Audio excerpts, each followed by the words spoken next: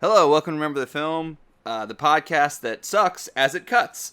My name is Josh Bradley, I'm your host, and I'm joined, as always, by my co-host, Jeff Grizz Ulrich. What's up, Jeff? Hi, Josh, how's it going? It's going pretty good, man. We're also joined by our other co-host, Hugo Panay. What's up, Hugo?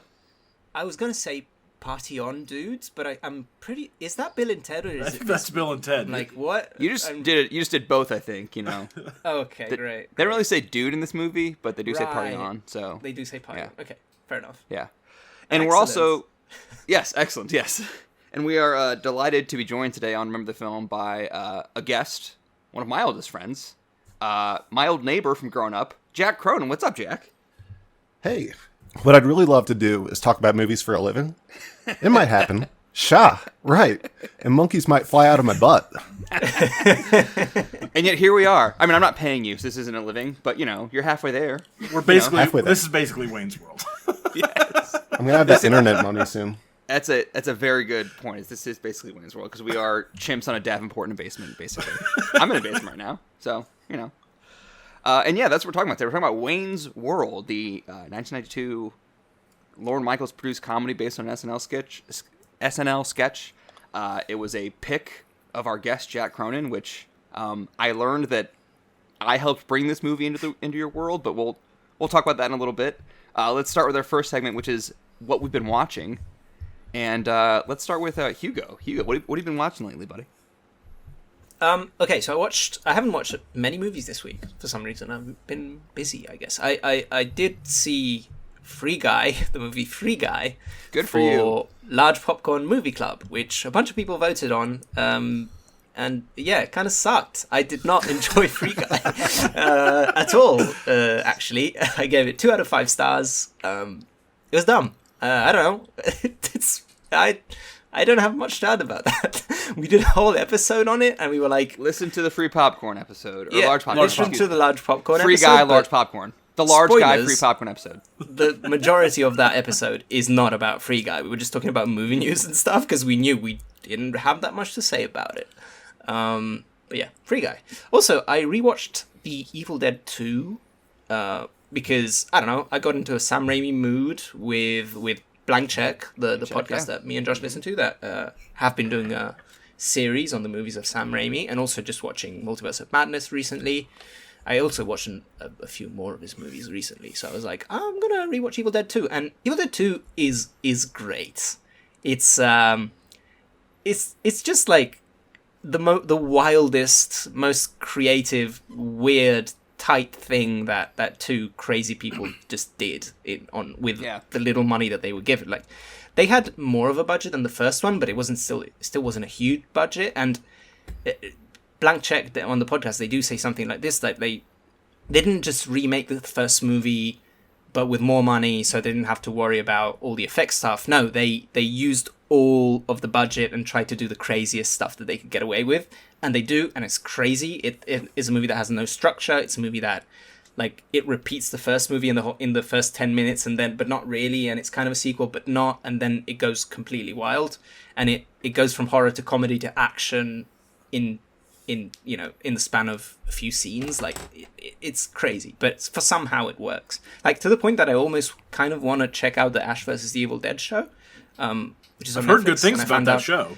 Yeah, I've heard good things, and I found out that the episodes are like 25 minutes long, which sounds great. Big sale. So, yeah, I might give it a shot. But I also watched the first 2 episodes of Obi-Wan Kenobi, the TV show, which I enjoyed. I have a soft spot for Ewan McGregor as that character, and I think the show is giving me what I want from that, which is him just going on some little adventure, investigating stuff, being an angry old, cranky old Jedi, which is what Jedi are when they get old, and I enjoy it. It's not like groundbreaking or anything, but in the way that it's poetry, it rhymes, as George liked to say, with Luke in The Last Jedi, but also with old Yoda in Return of the Jedi and Empire. I enjoyed it a lot. Also, spoilers, but there's a young actor in the series that they found, and I don't know where they found this person, but she's perfect. And brilliant. Absolutely brilliant.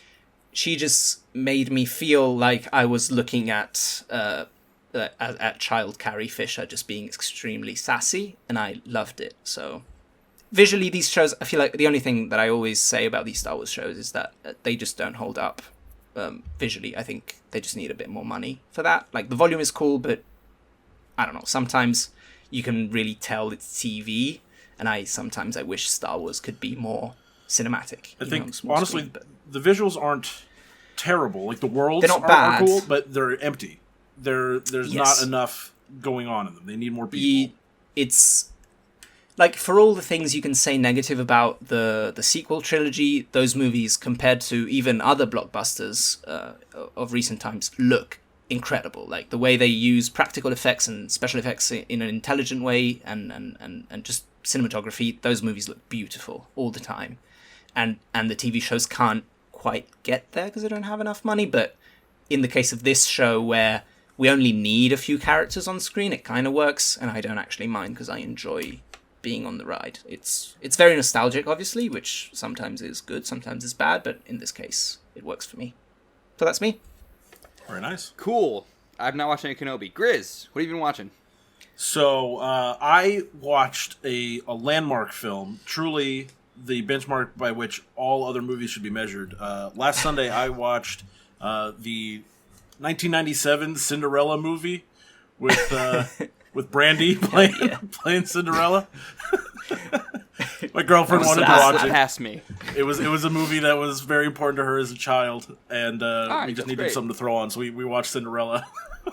So I watched that. It's not bad. Whitney Houston plays the fairy godmother. You know, she's great. Always good. Yeah. But then more importantly, I rewatched Top Gun. And I liked it better. I haven't seen it in probably 20 years. But so I rewatched it, and I liked it better than I remembered having liked it the first time I watched it. But it's still, like, it's just kind of cliche to me, the first Top Gun. It's good, it's fun, but I watched it recently too, and because I realized I hadn't actually seen it start to finish. I'd only seen like clips on TV, like, cable and stuff, and like I kind of realized that like the clips is all you really need because it's kind of a vibes movie. There's not really much of a story to the first one. It's kind of just like music and star power and like cool cinematography and like not even cool cinematography, just like I was gonna say cool imagery. They don't even have the cool cinematography in that one. Yeah, but it's a lot of good lines. It's great good vibes, good lines, cool characters. It's fun. Cool scenes. It's very 80s. It's very 80s. Mm-hmm. And so I was happy to rewatch that in preparation for Top Gun Maverick, which I know Josh is going to want to talk about as well. But I absolutely loved Top Gun Maverick. So good. I can't speak highly enough about this. This is what all action movies should aspire to be. But since Josh is going to talk about it more later, I'm going to move on to the other thing I watched this weekend. I watched the Bob's Burgers movie. And if you are a fan of the Bob's Burgers TV show, you will enjoy the movie because it is just a very long episode. Lovely. Yeah. And then I also watched Kenobi, and I've been watching Stranger Things and, all the other big landmark things. The 7 movies that they just dropped on Netflix? Yeah, the episodes are wicked day's long notice? on Stranger Things. They're like an hour and a half each. Yeah. It's any good? Yeah, it's good. It's I don't know where I'd put it overall. Some of the episodes have been much better than others, and there have been aspects like there's bullying was featured very prominently in the first 2 episodes. A very special episode of Stranger Things. And the bullying was done in the cheesiest, least believable way possible. Like, an entire town's gonna get together and mock this child for getting a shake thrown in her face? No, come on. Well, that sounds what we like to call bad. That sounds like a bad so bad that episode part of a bad show. That part was bad. Stranger Things is not a bad show, but that was bad. I've seen 2 seasons. I've not seen season 3. I'm probably not going to watch this 4th season either. I really like season 1. Season 1's fantastic. Things. That's why I keep watching it, because the first season was so good. And the rest, like, I've kind of kept watching it just because I have. And, I don't know. I don't know. Hasn't been as good. But I will watch the last season just out of curiosity.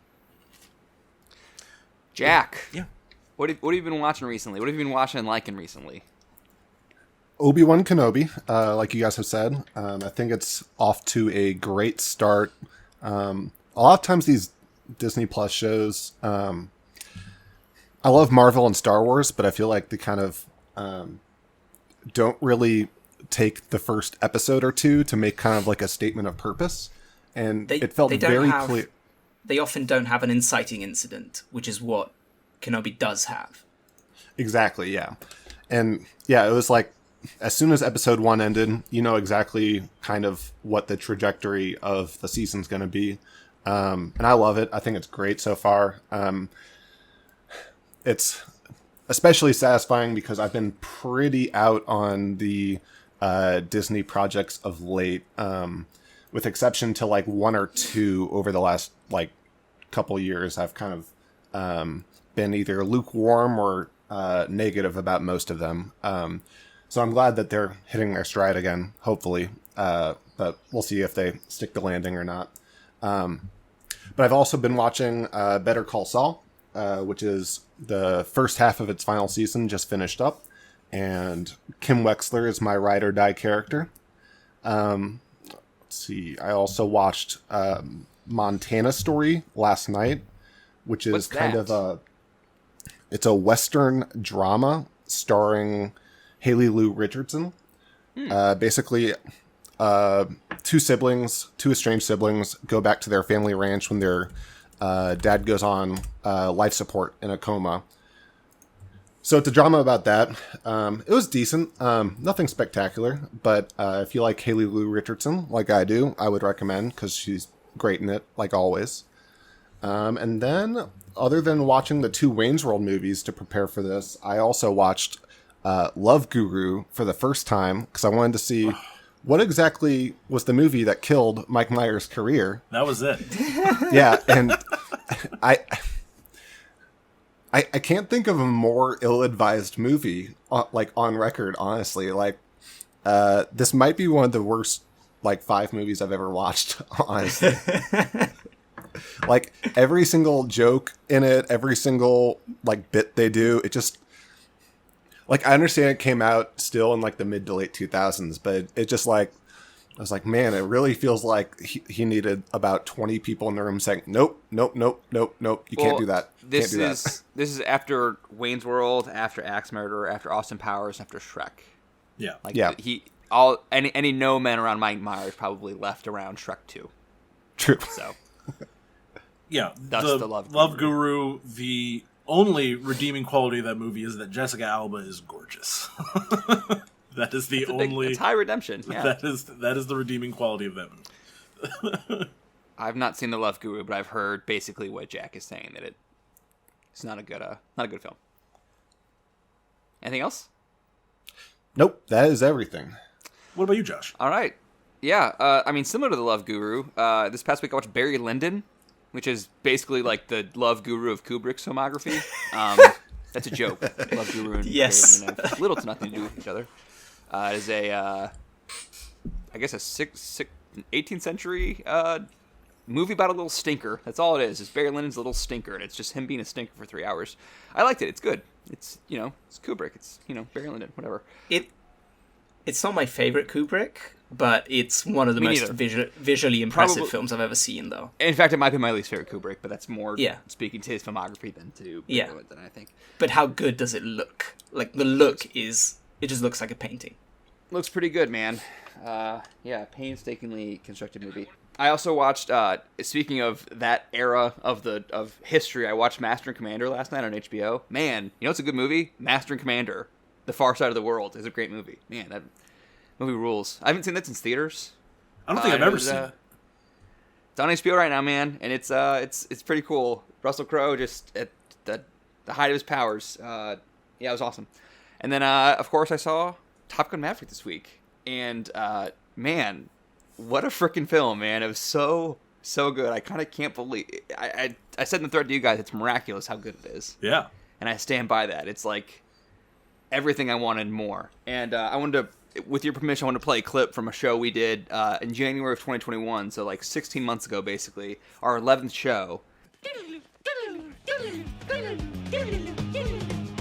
Top Gun Maverick, long-awaited Very sequel. excited I guess. about Top Gun Maverick. Just say that real quick. Just to see, and we'll talk about it later, but just to see Tom Cruise do some crazy stuff and risk his life for our entertainment. Well, I want to see Tom Cruise, but also here's what I want. I want to be in a theater, and I want to see that the sunset and just everything bathed in orange, and the silhouette of planes flying out of that sunset, and that cheesy fucking guitar riff going, and then hell yeah, that I want that. I want that so bad, and I want Glenn Powell in a mustache with aviators. I just want all of this, and I'm so excited. Yes. Then I need that we right have... now. So Glenn Powell does not have a mustache. Doesn't have a mustache. That's the only thing we missed. Miles Teller has a mustache, and Glenn Powell does, I think, wear aviators. Glenn Powell does wear aviators. I think when I said that, we'd gotten a teaser trailer for it, and the teaser, if you remember, was just basically a few shots of planes. It was Tom Cruise on the motorcycle, and some brief shots of their weird dual football game they got going on. So I did see, I saw Glenn Powell bathed in orange and sunglasses in that trailer. Maybe I just thought he had a mustache, but.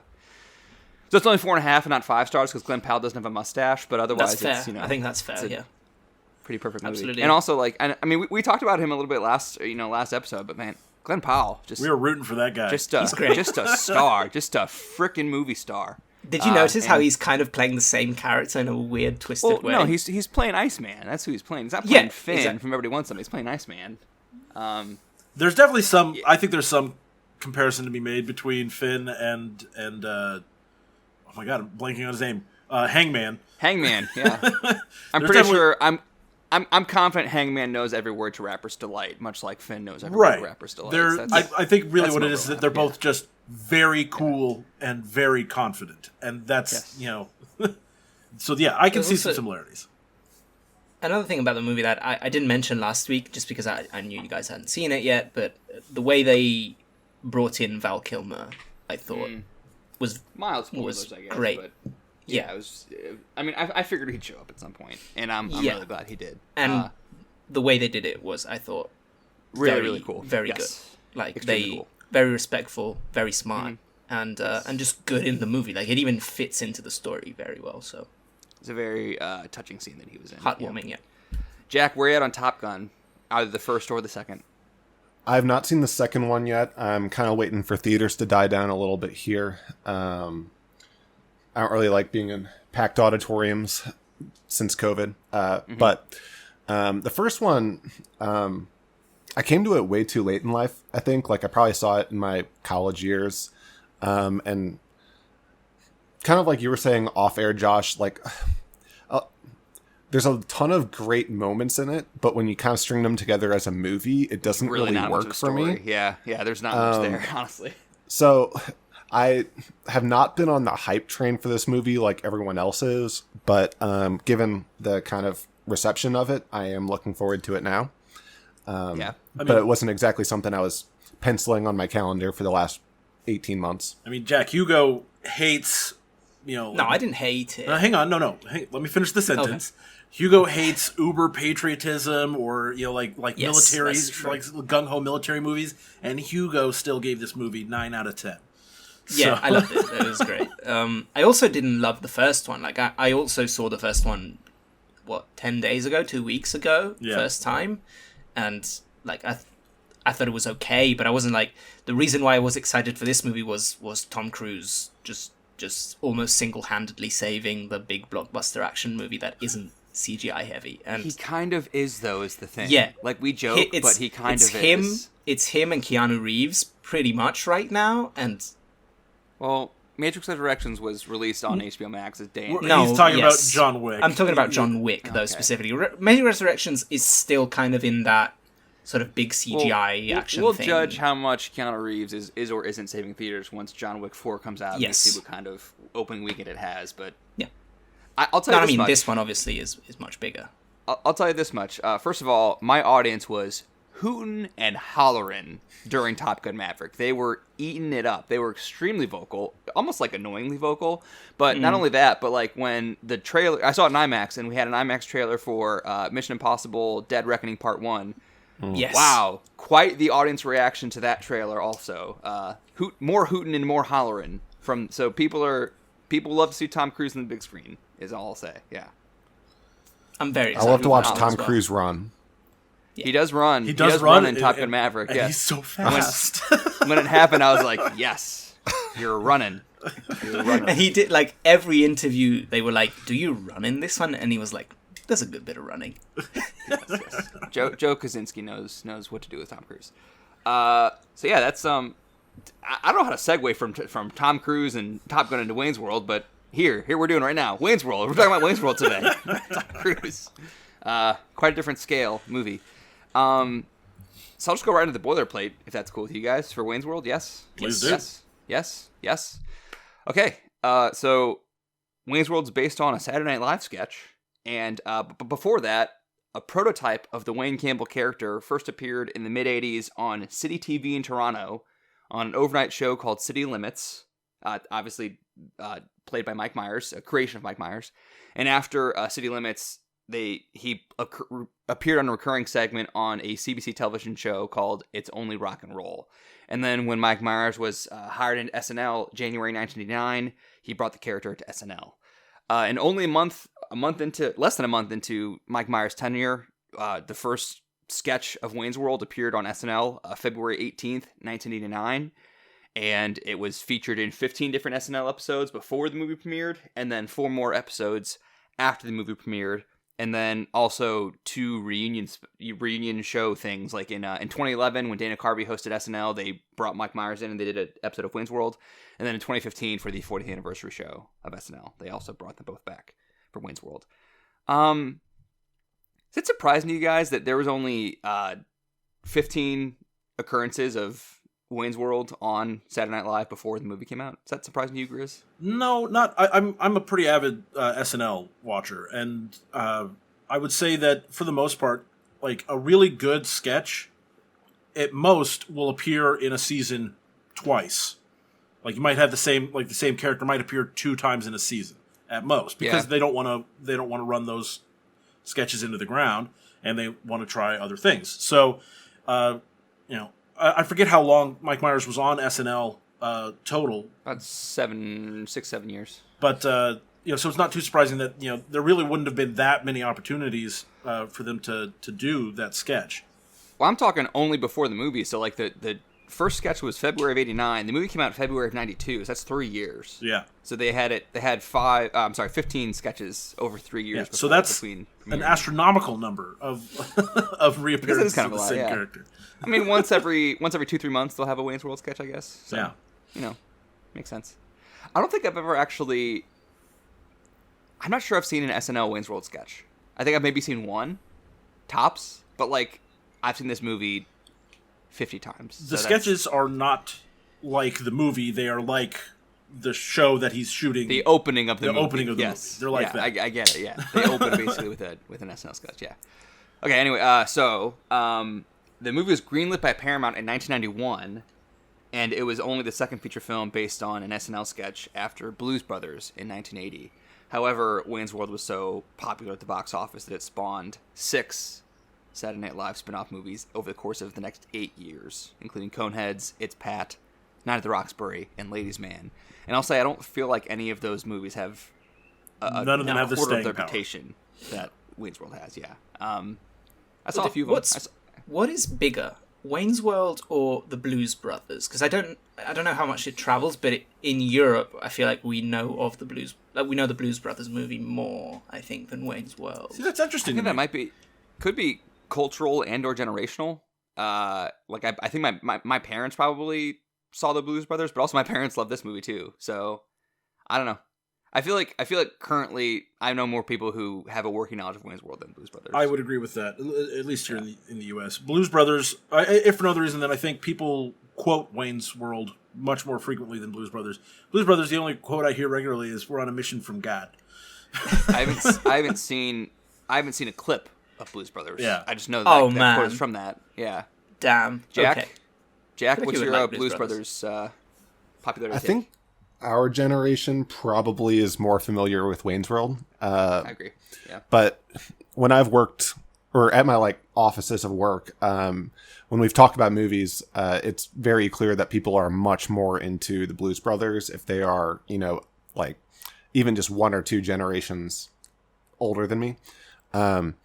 It's pretty good. It wasn't my favorite, and kind of like Top Gun, I came to it very, very late. Like, I'd seen it in passing several times, like my dad just watching it on AMC or TNT or whatever it was running in syncopation on. But it's pretty good. I just think Wayne's World's a lot funnier, in my opinion. But, you know, it's the second SNL to big screen adaptation. So I think it makes sense that they might have a kind of fuller vision of what it's going to be. Because for me, I didn't actually know that Wayne's World was based on SNL. Like, SNL does not travel much abroad. Like, I've barely seen any SNL anything. And so I didn't even know it was that. And then while I was watching the movie, I was like, oh, this Stacy character is kind of the same character Carrie Fisher plays in the Blues Brothers. That's interesting. And then I made that connection. I was like, oh, they were both based on SNL sketches, which is something that I didn't know going in. And I thought it was interesting because somehow, like, both are about 2 characters together. There's a crazy ex-girlfriend that follows them and does crazy stuff and gets into weird accidents. And they're both very heavily feature, like, music references and full musical numbers almost. The Laura Flynn Boyle character is not in the sketches, is she? She's just a creation of the movie? I don't know. Yeah, I haven't seen any. I think she's just a creation of the movie. I haven't seen every sketch. Yeah. Oh, you haven't? You didn't do your research for this podcast? Thanks, Grizz. Thanks for coming prepared. I found some YouTube videos that were like all the Wayne's World SNL skits ever, and they really only amounted to like 30 minutes of content or something like that. And no, she wasn't in any of those. I wouldn't think so, yeah. So it was greenlit by Paramount in 91, and Lorne Michaels tapped Penelope Spheris to direct, and she had mostly been known before this for a 2-part documentary movie called The Decline of Western Civilization, which is about the Los Angeles rock scene. So not exactly a natural transition into Wayne's World, but it worked out really well. Well, it worked out in the fact that like Wayne's World turned out good, but she and Mike Myers famously butted heads a lot on set, and that's part of why she did not return for Wayne's World 2. Penelope Spheris. The script was written by Mike Myers and by Bonnie and Terry Turner. If you haven't heard of Bonnie and Terry Turner, if you're of a certain age with a certain taste in comedy, they are extremely important figures in your life because they wrote on SNL from 86 to 92, so they were, there when Mike Myers first got there. And they wrote Tommy Boy, and they also created Third Rock from the Sun and That 70s Show. So just like writing Wayne's World, Tommy Boy, and That 70s Show, that's just like they're icons for me and probably a few people my age, I imagine. Jack, important materials to you? Very, very Midwestern. Very important to my thesis statement later. Yeah, there you go. You got Illinois, Ohio, and Wisconsin right there with those 3 properties. Yeah, just with the exception of Tommy Boy, it's mostly just a bunch of kids hanging out, bullshitting with their friends, doing the same thing every day, afraid of becoming their parents. Yeah, yes. And in Tommy Boy, he is trying very hard to become his parent. Yes. Big Tom Callahan's kid.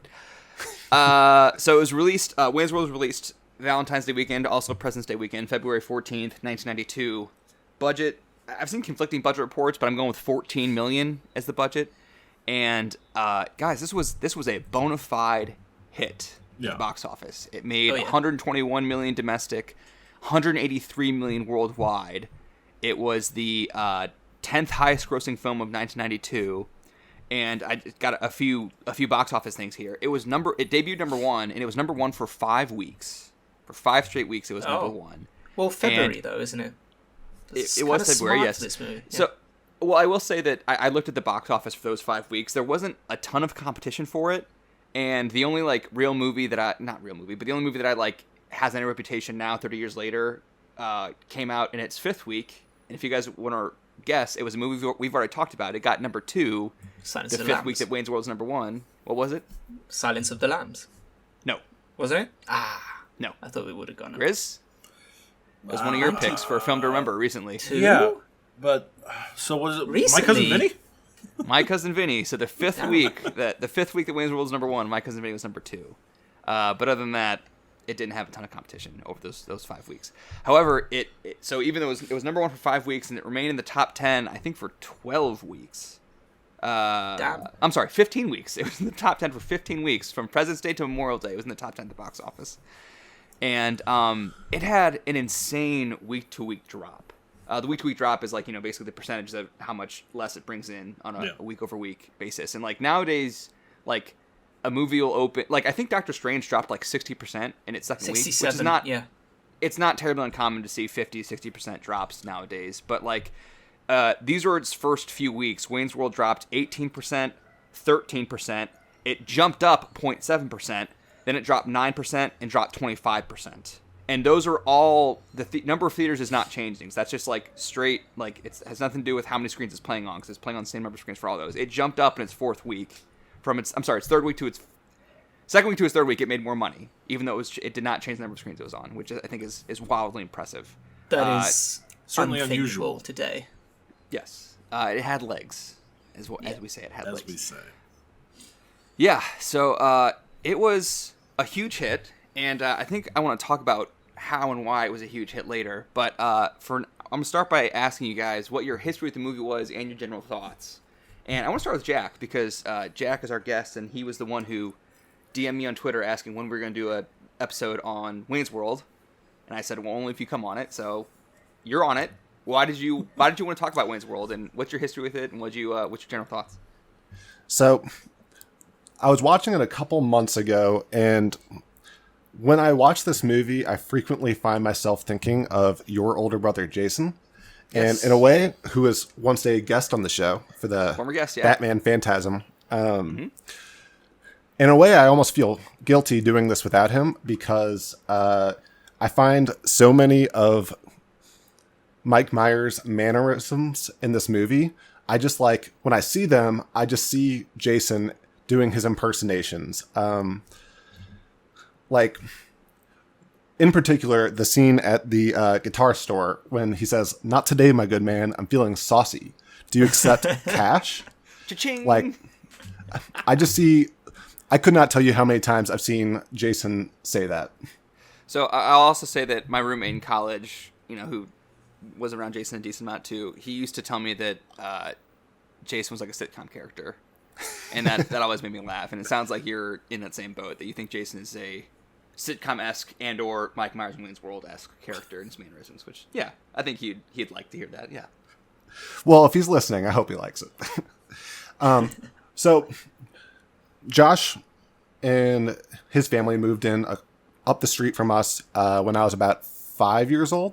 I think I was mainly just the kid in the back seat holding a Winnie the Pooh bear at the time. But we carpooled to school, yeah. But we played Pooh with us to school all the time. We played wiffle ball and like capture the flag all the time. And I think just like some random summer day when we were going inside to cool off, we went into your basement and you guys just put on Wayne's World.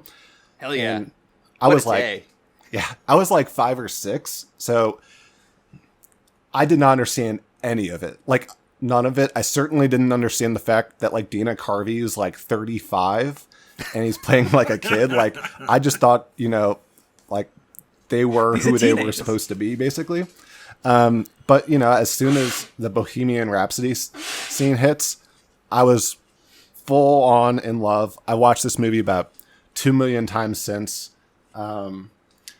Probably one of my favorite movies. I used to wear a Wayne's World hat while I was an undergrad until the hat broke, and now I don't have it anymore. God, I really gotta get a Wayne's World hat. What am I doing? Yeah, what are you doing? doing? Did this wasting my life away. Introduce you to Queen and like Jimi Hendrix? This had to have introduced you to Queen, right, Jack? Okay. Oh yeah. And my brothers and I, we were really, really big rock and roll kids. Both my older brothers played guitar, so we just like went through a very long phase of Lynyrd Skynyrd, Led Zeppelin, Aerosmith, Jimi Hendrix, all of it. So all the needle drops in this, absolutely adore. Alice Cooper, hilarious. Tia Carrere's band, like, I don't think it can be understated. Yeah, I don't think it can be understated. They they Wayne wail. Wayne says they wail, and I'll say it too. They wail. They're awesome. Like I still listen to them all the time on Spotify. Oh wow, quite the endorsement. Yeah. So a big movie for you, an important movie for you, as a phrase I use all the time. A foundational text. I'm not going to put those words in Jack's mouth, but like this goes beyond foundational texts, and we'll cover that in my section. But Jack, anything else on your history or general thoughts?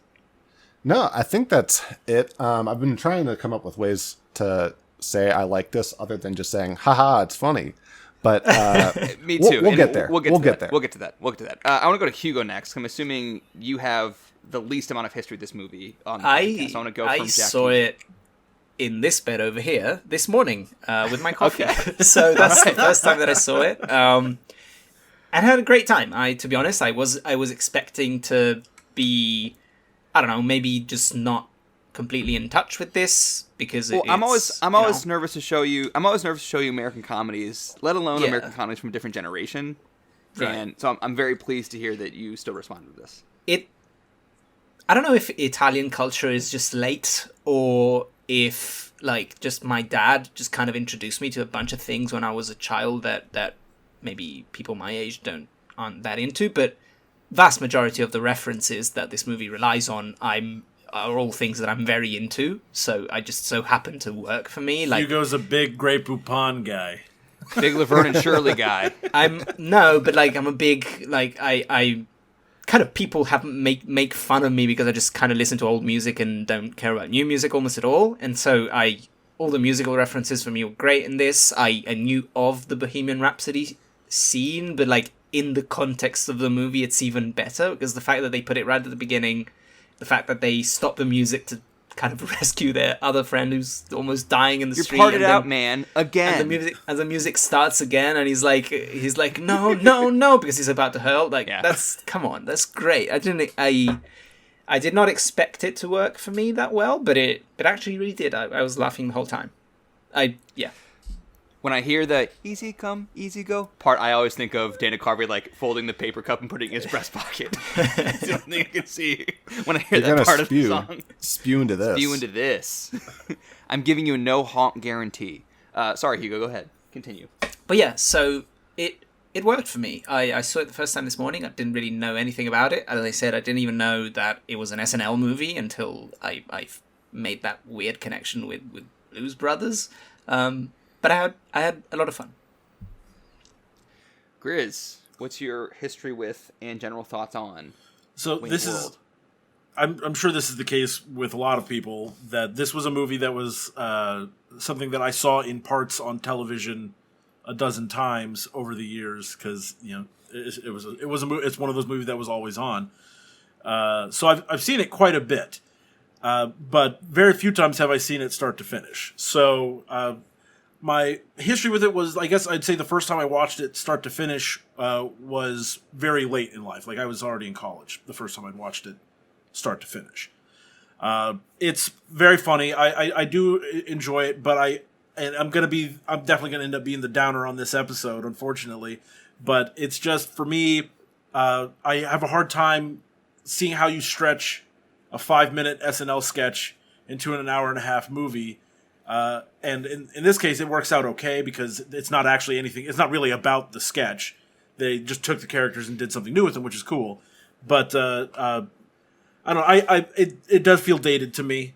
A lot of the references, and we'll talk about that later. That a lot of the references are not timeless. Like obviously, I'm aware of them, but I think future generations are.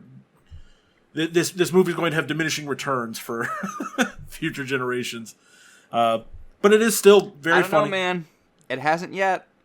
Well, it's not as big as it was in 1992, but still a really big deal and has a lot of staying power, that more than I would have expected, I guess. I look at things like the Clapper commercial, right? Are future generations going to have any idea what the Clapper was? No. I don't think you need an understanding of what the Clapper was to appreciate. Yeah, I don't know what that is. No, but so like, I don't know. I think that's just an example. There's things like that are funny. They're funnier if you know what they're talking about, and so that's why I think it has some diminishing returns on that.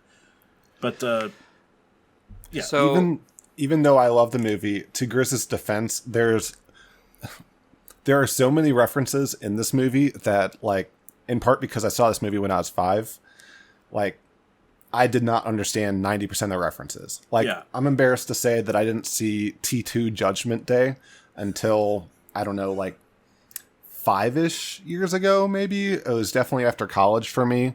And so that T2 Judgment Day scene where he's driving to get Cassandra and gets pulled over by the cop on the bike. Yeah, like, and it's him. I was like, I'm sure this is funny. I don't know why it's funny though. Yeah, and so I didn't either. It, you know, and again, I'm not trying to, I'm not going to sit here and crap on y'all's childhood love of this movie because, you know, I get it, I do.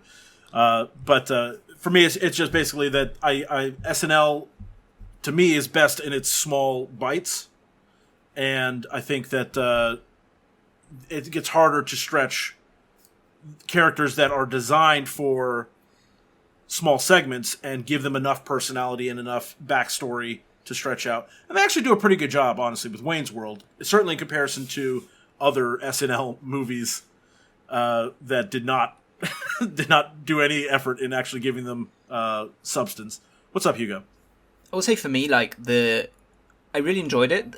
For some, like, weirdly enough, like, the least funny thing for me in the movie is the two characters themselves by themselves. Like, just their mannerisms isn't something that makes me laugh in itself, but I think the movie does a really good job of putting them in situations where the way that they are becomes funny, becomes part of the gag. Like, I feel like if I was just watching the sketch, as in just the Wayne's World thing, I wouldn't laugh as much, but seeing these two doofuses in the context of what the movie puts them in is where I think it really worked for me. Like, every other gag, I was like, this is just, it's, how did they think of this? And it's so funny. The T-1000 thing for me was incredible. I just, like, the fact that he just he just screams at the camera and he's like, have you seen this child? It's stupid, I agree, and it's like, if I saw this with somebody who I don't know what, somebody who doesn't know anything about Terminator, who is like an adult, I feel like if you're a child, you kind of,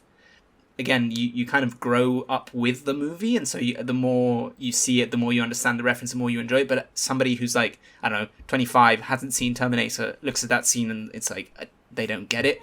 But for me, I love Terminator 2. I thought it was really, really funny. And I'm sure there's a bunch of smaller references. Like if you're referencing, I don't know, commercials, like the thing that you said, I don't even know what you said. I can't remember because I'm not American. I don't know what that commercial is. But it didn't. Grey Poupon. I don't know what that is, but I didn't notice that I was missing a reference. I think the movie does a good job at moving along at a fast enough clip that there's a joke every couple of like, seconds. Like they're not exactly. They're not wasting time in this. Sometimes, and I feel like sometimes with comedies, my thing with them is there's a joke every couple of seconds, but most of them don't land. And this one, and then there's one that does. And in this one, for me, most of them did land. Like, whenever I wasn't laughing, it's just because I was missing a reference point. But anytime I understood the reference or the joke, I was laughing. And that's usually not the case for me, especially with more modern American comedies. Maybe I just like American comedies from the 90s more than 2010s, but yeah. Possibly, yeah. So I guess I'll say that I first saw this when I was 7. And so much like Jack, most of the references went over my head. And so I guess I'll say to Grizz is that even though I didn't understand the references, I still loved it. So as the references kind of age out, maybe I'm sure that'll matter, but maybe less than. Don't get me wrong. I'm not saying this movie's going to disappear from the zeitgeist entirely. Like, there's always going to be things from this movie that get referenced for, like, evermore. You know, party time, excellent, you know, like that sort of stuff. There's a lot of good lines that are eminently quotable. And so, of course, this movie's going to continue to be a part of pop culture forever. But a lot of the actual substance of the movie is, I think, is, you know, not going to be relevant in the future. So this will all come up in a bit. Let me just go through briefly my history of the movie. So do you guys know that in the early 90s, the third largest seller of VHSs in the United States was McDonald's? I had no idea.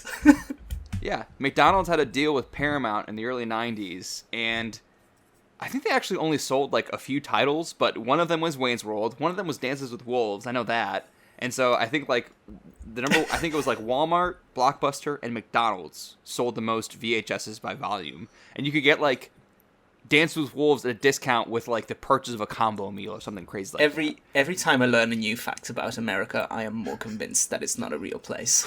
Well, honestly, but this is funny, and I'm like, the 90s weren't a real place. Like, I hear that, I'm like, no way. Okay. I just love marketers in the 90s were willing to try some wild shit, you know? Like, they were like, let's do it. Dances with Wolves, free with a kids meal, let's do it. Josh, did you get samples of Tide with that deal also? No. Was that a thing, too? In the movie. He says, right. Comes in the mail with samples of Tide. Okay. Reason I bring that up is the VHS copy that I had of Wayne's World had a McDonald's logo on the back, so I can only assume that was the origin. In fact, the VHS copy I got, my aunt had it, and we were over at my aunt's house once, and I don't know if my dad saw the VHS or I saw the VHS, but some saw the VHS, and my aunt was like, "Oh, you can have that. It's really stupid." So I'm like, "All right." So we took it home with us, and however much she didn't like it, we liked it that much, or probably more so. Part of the reason my brother and I kept watching it is, as I learned, my dad loves it. My dad saw this in theaters with my mom, in 1992, and according to hear my mom tell it, my dad was falling out of his chair in the theater on the ground laughing. He was laughing so hard. What? And how old is your dad, if you don't mind me asking? Like, my dad's very young compared to me. He was born in 1967, so he was only 22, 23 when I was born. So he was, in his 20s when mid-20s when this came out. Yeah. So right in the pocket probably. Yeah. And I think this is a decently universal experience, but anything that makes my dad laugh makes me laugh like 10 times as hard. And I guess he's got a thing for Mike Myers because I have like a lot of memories of like watching Austin Powers with him, and like again, anything he's laughing at, I'm also laughing at, and like even if I'm finding it funny already, if he's laughing at it, then I find it 10 times funnier. So I think that might be part of why I kept coming back to Wayne's World over and over again. Is just even though I didn't get the references, the fact that he was laughing made me laugh, I guess. So we wore out that VHS, and I know every syllable of this movie. Like I have it on mute right now in front of me, and I could just tell you every line as it happens. I could sing the score and the music for you as it happens. Just it's in my bones, it's in my DNA. I'm not surprised we showed it to young Jack Cronin at the impressionable age of 5 or 6. That just makes perfect sense to me. So I will say, and I kind of said this off mic, I think I'm going to be kind of useless to discussion of the critical aspects of this movie, just because I kind of, I don't know, it's like trying to be critical of the oxygen I breathe. It's just, it's there. I don't know. I can't really assess this on a kind of. It's tough to be critical. It's tough to be critical on comedies in the first place, because so much humor is very subjective. I usually find a way. I usually find a way too, but here I don't think I'm gonna be able to. So I'll probably just bring up stuff and say, "Hey, isn't this cool? Isn't this funny?" And any criticisms you guys have, I'll just give you a hard stare like Paddington and not be able to say anything back. But Grizz earlier was talking about how SNL sketches may not be able to be extended into a feature film. So I want to talk about the premise of this, which I think is decently, maybe a little obvious, but like it works. The premise is, the premise of the SNL sketch is just these two guys who I think were supposed to be like in high school at the start of Wayne's World, like end of high school-ish time frame. Young adults, whether they're early 20s or late teens, they have a cable access show in their basement, and they just talk about rock and roll and babes and stuff like that. So, and then the premise of the movie is that someone sees this cable access show and says, "Oh, we could sell this to advertisers and put it on a bigger stage." So it's kind of like the subtext of the movie is also the text of the movie, because two SNL characters who were only in 5-minute segments on TV are now in a feature film, and the movie is about putting these two characters who were small time into a larger show for a larger audience. So, again, the subtext of the movie is also the text. So that was, again, maybe a little obvious, but also a little clever. That worked for me. It's the same plot as the movie Josie and the Pussycats, if you've seen that. It's pretty much the same premise. Josh just died a little bit that you like this movie in with Josie and the Pussycats. No, that's a good movie. I like that movie a lot as well. Like, both of them are very self-aware, very, like, when movies can be dumb, or movies can be intentionally dumb and know that they're dumb and play with the stupidity. and this is the second kind, which is stuff that I for some reason always works for me. I somehow enjoy all these 90s American slacker movies that I have no frame of reference for in my real life, but for some reason they all work for me. And you say that it's dumb, but they're aware that they're dumb, and in that regard, they're not. It's not actually dumb. The references in this movie are quite clever, a lot, and a lot of the sight gags are quite clever. And you know, so it's weird because it's humor that appeals to our basest nature, right? Like it's just dumb humor, but it's done in a very intelligent way, which I think is what makes it so high quality. And it's also, the main characters are played as two doofuses. They're kind of stupid, they're kind of silly. But then when you put them next to the executives and the advertisers, they end up feeling much smarter than them, which is another thing that really... And also, Wayne learns Cantonese in like 3 days, so like he can't be that dumb. And I think, Hugo, what you said, I think that's also a big part of the premise, where like the movies, like Josh was saying, to an extent, the movie's also very much about this big corporate business interest trying to exploit them. Yes. And because they are kind of 90s kids, they are eternally afraid of being sellouts or losing their authenticity. And they mentioned that once or twice in the movie. And like, I think that authenticity is also pretty central to the appeal of the movie, where it's like, you know, when you see Wayne and Garth, you basically just see what you get, you know, like they are who they say they are. Whereas the first like 3 scenes we see Rob Lowe's Benjamin in, he's lying. Like every single scene, he's lying. He's manipulating people. Like, whereas Wayne and Garth are just like straightforward and honest every step of the way. Yeah. Even when they're having fun at your expense. I have a question for you guys regarding the premise. Yeah. And Hugo, I don't know if this is something that you can answer or not, but have you ever watched cable access? What? No. I don't even know what that is. No. Cable access is like public television. It's anyone can apply to get a show on the public access channel, and they produce it themselves. And so that's what Wayne's World was a local, access television. Just say you. Yes, it's YouTube. It's old YouTube, and so that's why I was curious, because obviously, like these days, people watch stuff on YouTube all the time. Maybe not us, but but people watch other things. People watch other things. I've come to watching public access is the Chris Gethard show. I watched that once or twice.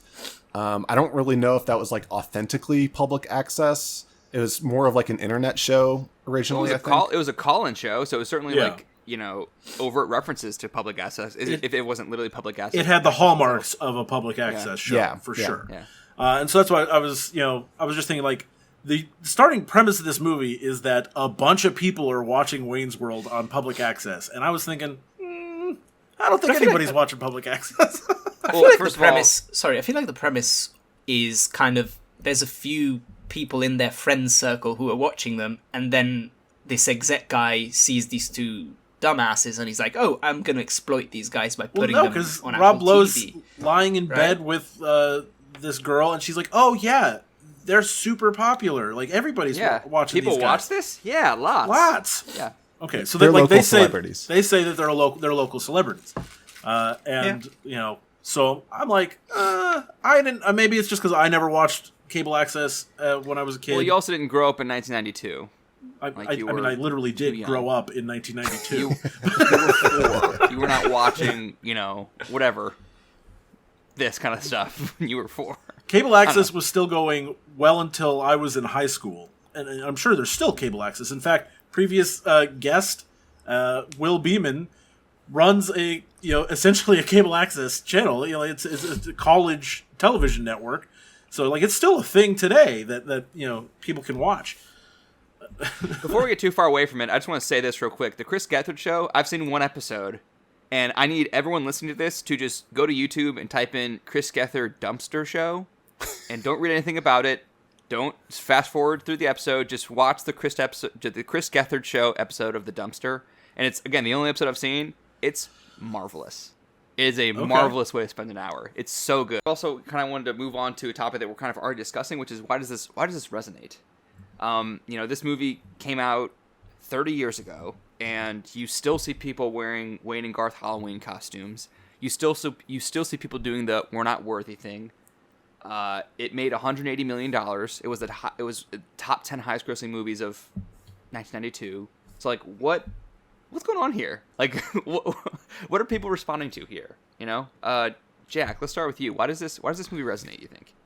So, the simple answer, if you're not thinking too much, is just that it's hilarious. Because that doesn't really make for good conversation and good podcasting. A lot of movies are hilarious, though. A lot of movies are hilarious, and they don't have the cultural impact this one does and did. I was racking my mind trying to think of other smart things to say about this upon my most recent rewatch, and something that I was arriving on is I think that this has a pretty, it definitely has a quintessential 90s appeal, but I also think it has like a quintessential Midwestern appeal. Like we kind of talked about at the start, it's co-written by the creators of That 70s Show and Tommy Boy. Bonnie and Terry Turner, yep. And That 70s Show, is very much about just like kids goofing off in their basement, afraid of becoming their parents.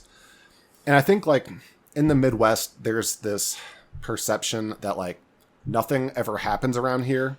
Yes. So what do? You just kind of goof off with your friends. You do the same thing every day, afraid of becoming your parents.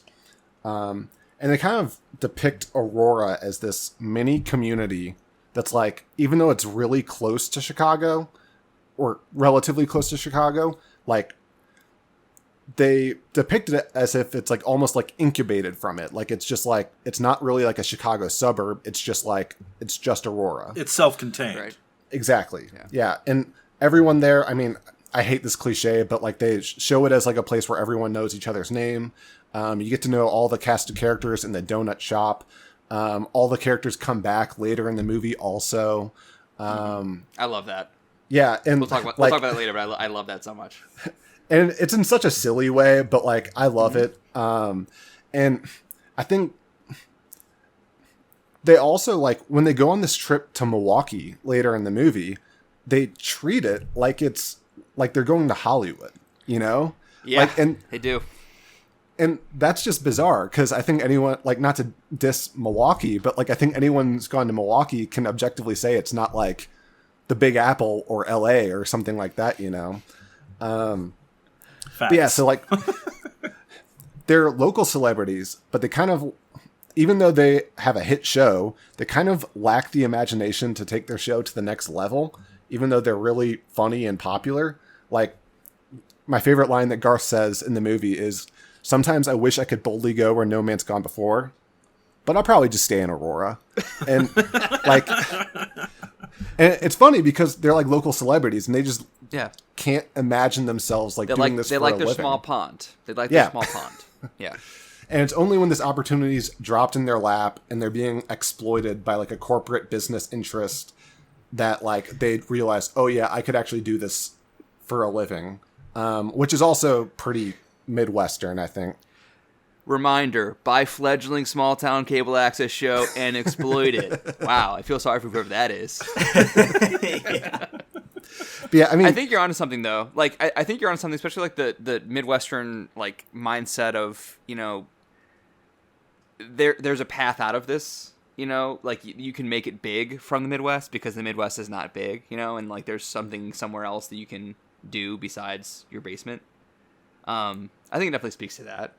I thought it was really interesting the way you brought up the Midwest things. I hadn't thought of that angle before. I think that is pretty smart. Well, especially in the context of the writers, it's like they've captured Midwestern, ideas. Malaise. Yeah, it's my parents are from Iowa and Indiana respectively, and I went to Notre Dame, and South Bend is probably not that unlike Aurora in that it's a little bubble where there's what can you do? You can go drink, and you can hang out somewhere else and drink, and you like there's not a lot. Donuts. Yeah, I mean go to a diner, whatever. Like there's not a whole lot of stuff happening, but you still have this internal drive to seek joy, and that's what Wayne and Garth do. They do that by doing their show.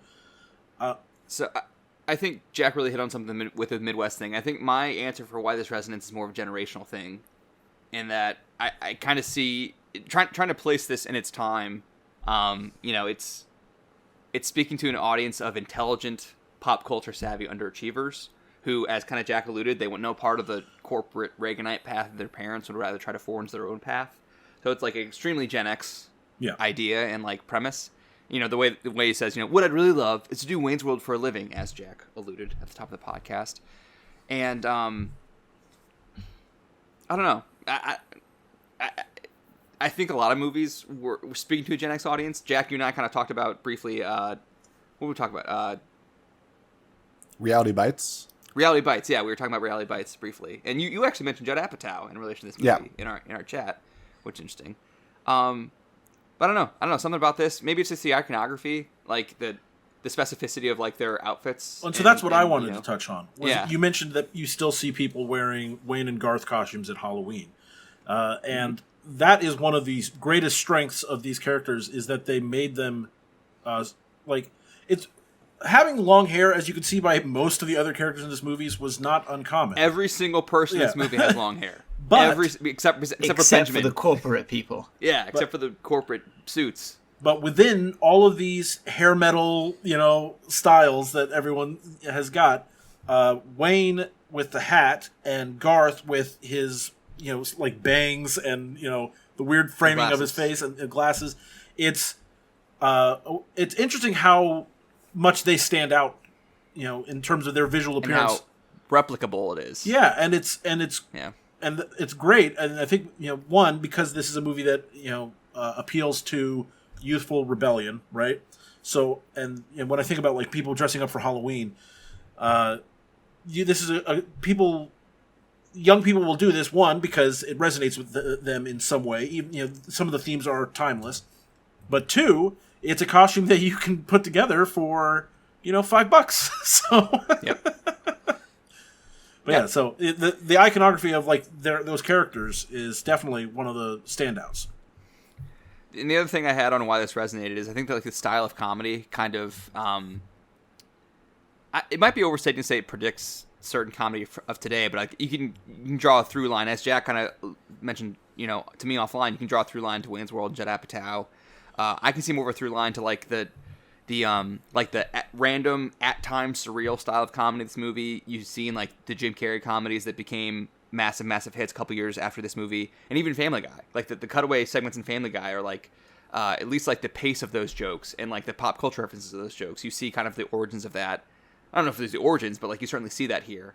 And like the fourth wall breaks. Like this is, in the wake of Spinal Tap, in the wake of Ferris Bueller. I get all that, and like this isn't quite mockumentary though. They don't really explain how and why Garth can talk to the camera. It's just like a relic of the SNL sketch, how they were constantly winking at the camera. But that works so well. Like they are smart. Like you kind of don't think of them, but kind of like how Bill and Ted are like smarter and more heartfelt than you would initially assume. Like Wayne and Garth are kind of the same way, and like a lot of the comedy comes from the fact that like they're making fun of people who are oblivious to the fact they're being made fun of. And like Wayne and Garth being able to wink at the camera is a big part of that, and like I don't know, it really works. It invites the audience in when they do that. It certainly does. Yes, certainly does. So if we're speaking about universality, it's also like it's kind of a period of this type of thing where it's either teenagers or late teen, early 20s that don't quite know what they're doing, don't want to follow sort of the corporate direction their parents did, but also at the same time don't really have a plan. And there's Bill and Ted, there's Clerks, there's even though it's set in another century, Dazed and Confused, kind of. I think Linklater also made Slacker in this period, like a few years earlier than this, or the same year as this. I'm not quite sure exactly what the year is, but like it's kind of a late 80s, early 90s feeling that a lot of people, especially probably people who are getting into filmmaking or art in various in various senses that kind of had this feeling of, I don't quite want to do what my parents did. Again, I don't want to go down the Reagan path, but at the same time, I don't know. So let's do a little hangout movie about this feeling. And there's something about that feeling that maybe is very universal, even for later generations that maybe don't have the same points of reference, but do feel that. Go ahead, Jack. As someone who worked at a movie theater for 4 years, like throughout my college years, basically, I can tell you it still definitely resonates. I feel very much the way you were describing when I hang out with my friends group from the movie theater. I mean, when he says, let me put it this way, I have an extensive collection of name tags and hairnets. Like, that's still got to resonate with people nowadays. Yeah. And I imagine that will continue as long as we have the economy that we do. Yeah. And the living with your parents thing as well. Yeah. I have to go get a computer charger. You guys talk about your favorite scenes. Start with Grizz. Grizz, favorite scenes, go. Even though you're a hater. Damn. Okay. Well, I mean, the Bohemian Rhapsody, we already talked about that. That's a fantastic way to start the film because it kicks you off with an incredible energy. I mean, obviously that song has a great energy, but the way that the characters are performing the song, it gives this movie a kickstart right from the jump. So that's definbanging one of my favorite scenes. Who hasn't been in a car with anyone and done the headbanging when the headbanging parts of Bohemian Rhapsody? It's such a universal song. Like, I feel like any generation, every type of person kind of knows that song at least by Queen, and it's so relatable. You can't help but start headbanging. Yes, and I don't know. It's so good. I am curious. Did people headbang to Bohemian Rhapsody before Wayne's World? Obviously, I don't know. Probably. Well, you said it was a universal song, a universal experience, and like I wonder how much of that is due to this movie. Well, and as you know, I'm pretty sure I saw it in the notes here, but this, Bohemian Rhapsody came out years prior, 76, 77, I want to say, and 25, and did well, and then it's top 10 charts, top 10 of the charts, top 10, yep. And then this movie came out, and it got back to the top of the charts. It charted higher in 1992 than it did in 1975 and 76. And that it peaked at number 9 in the 70s, and it peaked at number 2 in the 90s. And that's exclusively because of this movie. Yes. So, obviously that scene is incredible. It's tough to pick favorite scenes in general from this movie, though, because I think a lot of the best things about it are one-liners. Like, Ask Victor Says What? That's not a scene, but it's very funny. And then the ending of the film is brilliant. The multiple endings, the triple ending. I love that because it's it's like Clue. You have all these different endings and they're all fun, and like it doesn't really matter that none of them are like a real ending because like that's kind of the point. Is like all of this is just fun. I love how in the first ending, the one where everything goes wrong for them, I love how Mr. Sharp, Frankie Sharp Records, he pulls a U-turn on a highway, and then he goes into their basement and says, "You're good, but I'm not going to sign you." This is not the right time. I always knew you were small time. Yeah, but and then that's a good point. That's another one of those things that I think is a cultural touchstone. The doodaloo, doodaloo, doodaloo. Yes, I do that on this show. Extreme cultural touchstone. Yes. So real quick before we go to like actual favorite scenes, like I kind of like that. Like they kind of like probably too much say they're playing with the filmmaking format, but like the stuff they drop in like that. I'm thinking of like the serious music that comes in, like the oral serious music when he says, "It will be mine." Oh yes, it will be mine. When he's talking about the guitar. Yeah, and then again with her talking about Tia Carrera later. She will be mine. And also like the way that he hears Dreamweaver whenever he sees Cassandra the first two times.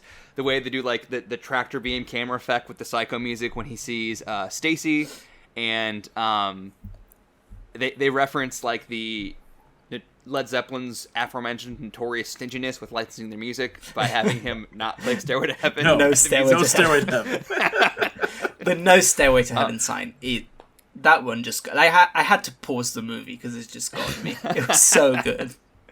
But like stuff like that, that's not even like a favorite scene thing. That's just like a stuff that they're like doing that you don't really see in a lot of other movies that I really enjoy. Chris, what do you got? My last favorite scene that I wanted, because I almost forgot to say this, was when he's trying to, he goes and Tia Carrere's got the snake around her, and Wayne's trying to like show her that that Rob Lowe is no good, and his line is like, "There's not even film in this camera." And then he opens it, and the film shoots out like a cannon. And it for the rest of going. the scene. For the rest of the keeps scene. going forever. It keeps going. That's my favorite sight gag, for sure. That whole Well, scene's my favorite outrageous. Like, Yeah, just he before they splashes did the water Oscar all clip over his thing. Yeah. face. I never learned to read. Yeah, everything's the reading part. And on the screen you see Oscar Yes, speech, Oscar Oscar speech. video. Yes. Yeah, And it's not the first time so good. it's not the first time that the text come up to label the scene, because Hugo, you flagged the gratuitous sex scene is one of your favorite scenes. It's so stupid, so funny. I think no Led Zeppelin, no Stairway to Heaven, and they stare straight into the camera was incredible. But one of my favorite gags was the Mission Impossible music. Yes. And the Star Trek music. It goes together. I'm guessing in the late 80s, early 90s, these 60s classic shows were kind of on reruns and people were rediscovering them or something. I don't know, because they have these very specific, references to Mission Impossible. I never put together. This was before the Tom Cruise movies. Yeah, the Tom Cruise movie well was before 96. And this never put was, that together. Wow. Yeah, 5 years later, earlier when they were making it. So like, and it's not even the music from the movie, because it's like in the movie they remake it with a sort of modern sound. Yeah, it's the classic 60s show music, and you get the dun dun dun dun dun while he's gearing up and with this like taser thing that he's made by himself to shock this bully, and he goes back in and he just shoots him away. That was so good. But also when they bring it back at the end, when they're actually doing an infiltration thing in the studio to I fell steal on my all the keys. equipment. That was so good. Yeah, that works really well for me. And the Jimi Hendrix, like maybe Foxy I don't know Lady. how ubiquitous Jimi Hendrix was in the 90s, but like not just Foxy Lady may be more obvious, but Crucial Taunt, the band Cassandra plays in, when the first time they see them in the gas chamber is the club, Gasworks. I think. Gasworks. Okay. Gasworks, yeah. They are playing the song Fire by Jimi Hendrix. That I don't know if everyone knew that song at the time, but for me I was like, oh shit, they're playing Jimi Hendrix. And like the Red Hot Chili Peppers did a cover, a cover of that song, and I was like, oh my god, that was great for me as well. Yeah, Jimi Hendrix was pretty big. So. Yeah. And also finally Alice. Now I know he was big, but like I don't know. I don't really understand. Time. I don't have a frame of reference to when. Yeah, but like, when kids would have been young people would have been into him or whatever. Another one for me was the T-1000. We talked about it, but Alice Cooper, where Alice Cooper for some reason is an expert on Milwaukee history and law, and I don't know what it is about that, but I just found that extremely funny. Well, I think that It's joke is Algonquin kind of like an extension for the good land. Yeah, which is I cannot hear the word Milwaukee without saying it's actually pronounced Milwaukee. I think that joke is like an extension of the joke of Wayne and Garth, which is that they're smarter than they look. Yeah, and that they're smarter than you would assume based on looking at them, and like, and I think Alice Cooper's just that exact same premise. Jack, what do you got? I do want to say, so even though I do think Alice Cooper is kind of known as being a very intelligent kind of nerd, from the SNL skits that preceded it, I think they did have a guest appearance from Aerosmith where they also kind of like waxed philosophical, historical. I think Aerosmith might have been commenting on like, I don't know, communism or fascism or something like that. So even though that might be genuine to Alice Cooper, I think that's also might just be their brand of comedy still. Well, if you read anything about the movie, like they wanted Aerosmith for this role in this Alice Cooper spot. They wanted that to be Steven Tyler, basically giving the smart Milwaukee spiel, but they said no. Aerosmith's in the second movie, but they said no to the first movie, and they wanted I don't know. Once the movie made $180 million, and they're like, okay, fine, we'll be in it. But the second one, so it's funny you say that because they wanted Aerosmith for this. Hugo, anything else? Any other scenes you really liked? You got a few more in the outline here. The one that I also want to mention is the first time. There's one time where Jay Pritchett from Modern Family starts talking very seriously into the camera Ed O'Neill. Yeah. Ed O'Neill about murdering people or something, and Garth just comes over and takes the camera. What are you doing? Only me and Wayne can talk into the camera, and he keeps talking, and the camera follows him, and that visual gag was great. Good, I love that. Anytime they talk into the camera, where Garth is like pointing, "Oh, follow me this way," while the scene is happening, and the camera just goes underneath the table when he drops his pen, yeah. Talking to I just dropped my pen. Why does he have a contract? This is kind of suspicious, but it was great. Yeah, all good stuff. I also flagged the multiple endings. I also flagged backstage with Alice Cooper. The product placement scene is one of my favorite scenes from any movie of all time. Contract or no, I will not bow to any sponsor. That's still funny now. Like you can show that 30 seconds to anybody right now, and they'll laugh. I think they. It's interesting how much they're lampooning product placement while also doing product placement, and like to walk that line is interesting. And I think a little predictive because you see product placement in movies all over the place now. I love Laura Flynn Boyle's introduction, the Stacy introduction, the gun rack. Just every line in that opening in that scene is funny to me. Jack, what do you got? So the product placement and Bohemian Rhapsody are definitely the two most iconic ones, I think. All-timers. All-time comedy scenes. Like, not to cop out, but I think this is kind of a rare comedy where like every scene is good and funny, at least in my opinion. For me, yeah. I mean, that's why I'm useless to this discussion. Yeah. I might be too close to it, but like every scene's funny. Some of the ones I keep coming back to, though, that I think are kind of underrated is like that first airport scene, for example, when Wayne's listing off all the epithets for Cassandra, like she's Abraham Lincoln.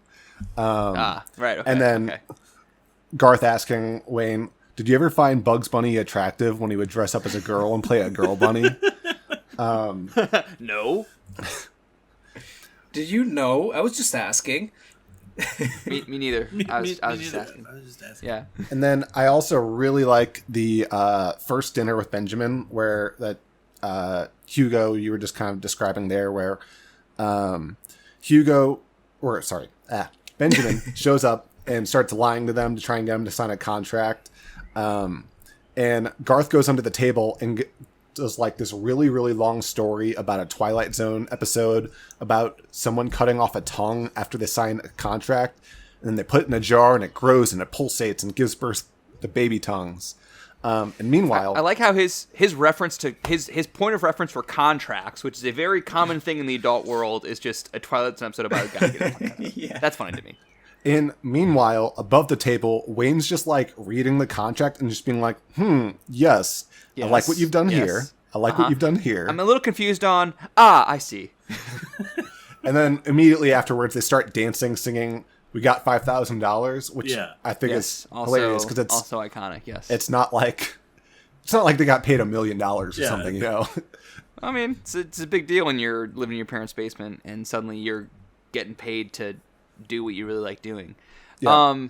The last scene I wanted to say before handing it off back to you is Benjamin's loft scene. I think is hilarious. I think every single line in that scene is funny. Like where Garth again pulls the camera along on his own little adventure. Yeah, he's like, "This is a fully functioning babe lair." And he's like going through the notebook. Josh said this at the outset, but in like the little diary, it says, "Monday, find local public access show and exploit it." Oof, I feel sorry for those guys. But yeah, that entire scene is hilarious. I just love everything with Garth. Basically, he's my spirit animal. Yeah. We all have a little Garth in us. What another one? Real quick, Bohemian Rhapsody scene before it gets too far away. I just want to quote the Ringer did a long piece on the making of Wayne's World, and I'm quoting the piece now. In the Rolling Stone oral history of the scene, Myers and Carvey talked about how hours of bobbing their heads caused them to have neck pain. Spheris, the director, has said that she even had to convince Myers to keep going. He feared that the bit wasn't funny. Quote, I was afraid that we'd pissed on a Picasso, he said in a 2015 article. Quote, as a well-meaning 20-something Canadian, I just want to be respectful of the song and honor it. So they went through pain to bring us the iconic... That's incredible. Scene. Sorry, Hugo, go ahead. Another one was the blue screen scene for me, where they go to the, Oh, they yeah. put them in all these cool locations, and they do a little skit for each of them, and then it's like, or imagine being magically whisked away to Delaware. Hi, I'm in Delaware. That's Which it. That's still my sole pop culture reference for the state of Delaware. Yeah. Scene. In fact, Grizz, when I first got to Knott Hall, our dorm on campus, my RA was from Delaware, and I've said that to him so much. No, it was Greg Barr. Oh, G-Bar, yeah. Yeah. They're from the same high school. I didn't know that. Cool. Yeah, that's still my. What else would I know of Delaware? Joe Biden's from there, and hi, I'm in Delaware. That's Hi, I'm in Delaware. what I got on Delaware. Yes, that should be the state motto of Delaware. Hi, I'm in Delaware. Welcome to Delaware. Hi, you're in Delaware. Jack, you also wanted to flag some stuff that hasn't aged as well. So what do you got on stuff that hasn't aged well? They don't make a ton of these, but they do make a few too many kind of Asian jokes. Like when Cassandra shows up, he says everyone was kung fu fighting, and then he kind of squints and grimaces, like where he's kind of, I think he's acknowledges immediately that, yeah, maybe I shouldn't have said that. And I think that's part of the reason why he says it. And she gets annoyed at it a little bit, but it's still like, I mean, I think it's authentic to a Midwestern white man in 1992 that they would do that. But I do think, like, you know, if the movie was made today, they wouldn't even do that to, like, you know, be like, ooh, that was inappropriate. I shouldn't say that. And then those jokes She was just fighting, though. I mean, it's true. She was just fighting, and he probably would have said that to anyone if they were in a bar fight.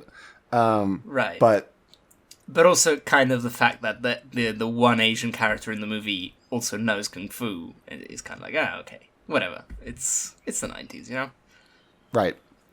Yeah. And if it was just that, I wouldn't really worry too much. But the Asian jokes kind of continue into, like, over the movie, the ancient Chinese secret, Calgon. There's also in the next movie. That's in the next movie, right? I don't think the Ancient Chinese Secret's in this one, is it? I don't remember for sure which one it is. They kind of blur together for me sometimes. Yeah, but that makes sense. They also have the kung fu fight with Cassandra's dad in the second one. It's also in the second movie. James Hong, the great James Hong. Yeah. Hilarious scene, but it's also, you know, not the most culturally appropriate thing. But in the first one, they also they had the part where they're talking in Cantonese, and then they say something, and then the subtitles continue for a very, very long time. And so that again, it's humorous, but it is also playing with a stereotype of, you know, about dubbing, and, you know, like the Godzilla movies where you know they'd say a line and it would, you know, and then the mouths would keep moving because they were, you know.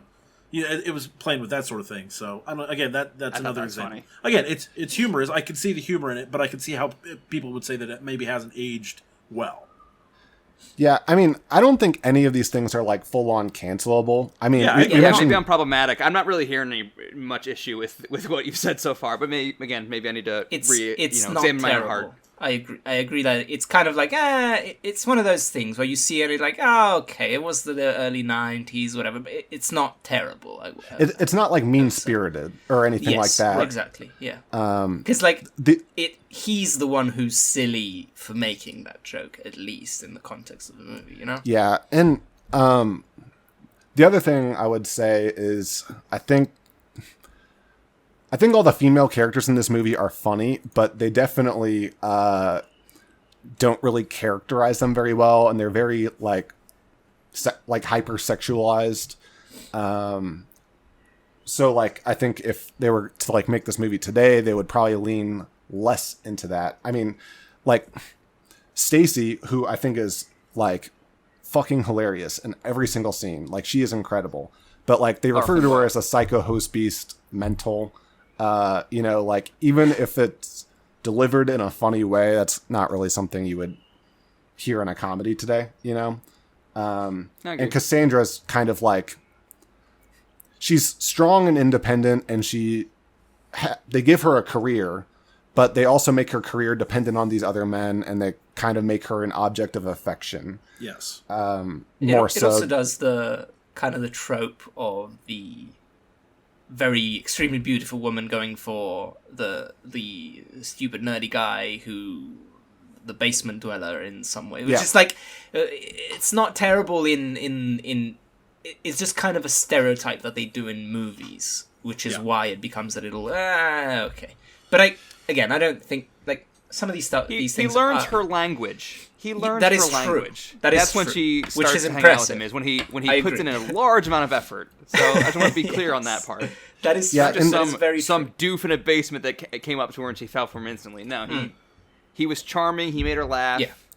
He's also like, in fact, he's also like, they're good people. Like I think the movie does a really good job at making Wayne and Garth. Yeah, they're kind of goofy, but they're nice, good guys. So it's whatever. And, like I said, I don't think any of these are like cancelable. Like these aren't like Love Guru bits. Where it's like every time you're like kind of cringing. Like they're not like that bad, especially considering they came out in '92. But I guess my inclusion in saying I think they haven't aged well is like what I keep coming back to is, I mean, granted, some comedies nowadays are just full on obnoxious. But like, I think if they were made today, that like a lot of these qualities that I just described, they wouldn't even be included unless like it was like included and then someone immediately pushed back and said, no, like don't say kung fu fighting in reference to an Asian character. Like, like even if it's funny or clever. You're probably right about that. I just I never even put that together, honestly. Like probably a good idea not to say kung fu fighting an Asian character, but she was just fighting though. That's maybe just choose your words more carefully. Grizz, what do you got? I was going to say the other thing, and I know Jack made this note as well, so I did want to touch on it though, is the schwing. I'm talking about the objectification of women.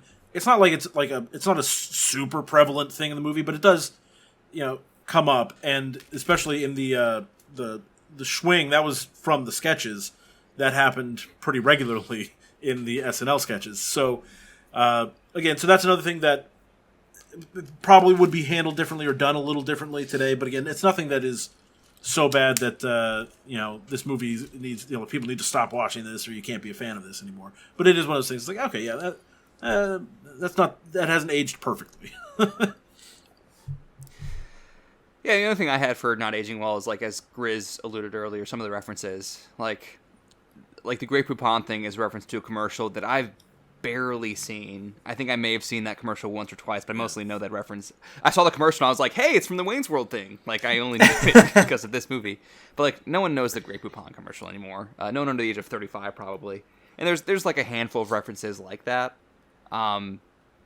But as Jack and I both mentioned, we watched this before we understood 90% of the references and still loved it, so I don't know, maybe aging out of references. I mean, it is. Well, I think it's different with kids. Kids have this innate ability to know when something is supposed to be funny, even if they don't know why it's funny. I don't know how that happens, but you see it with kids all the time, that they laugh at things that like there's adult humor in lots of cartoons that we watched as kids. We had no idea what the joke was, but we knew it was supposed to be funny, so we laughed at it.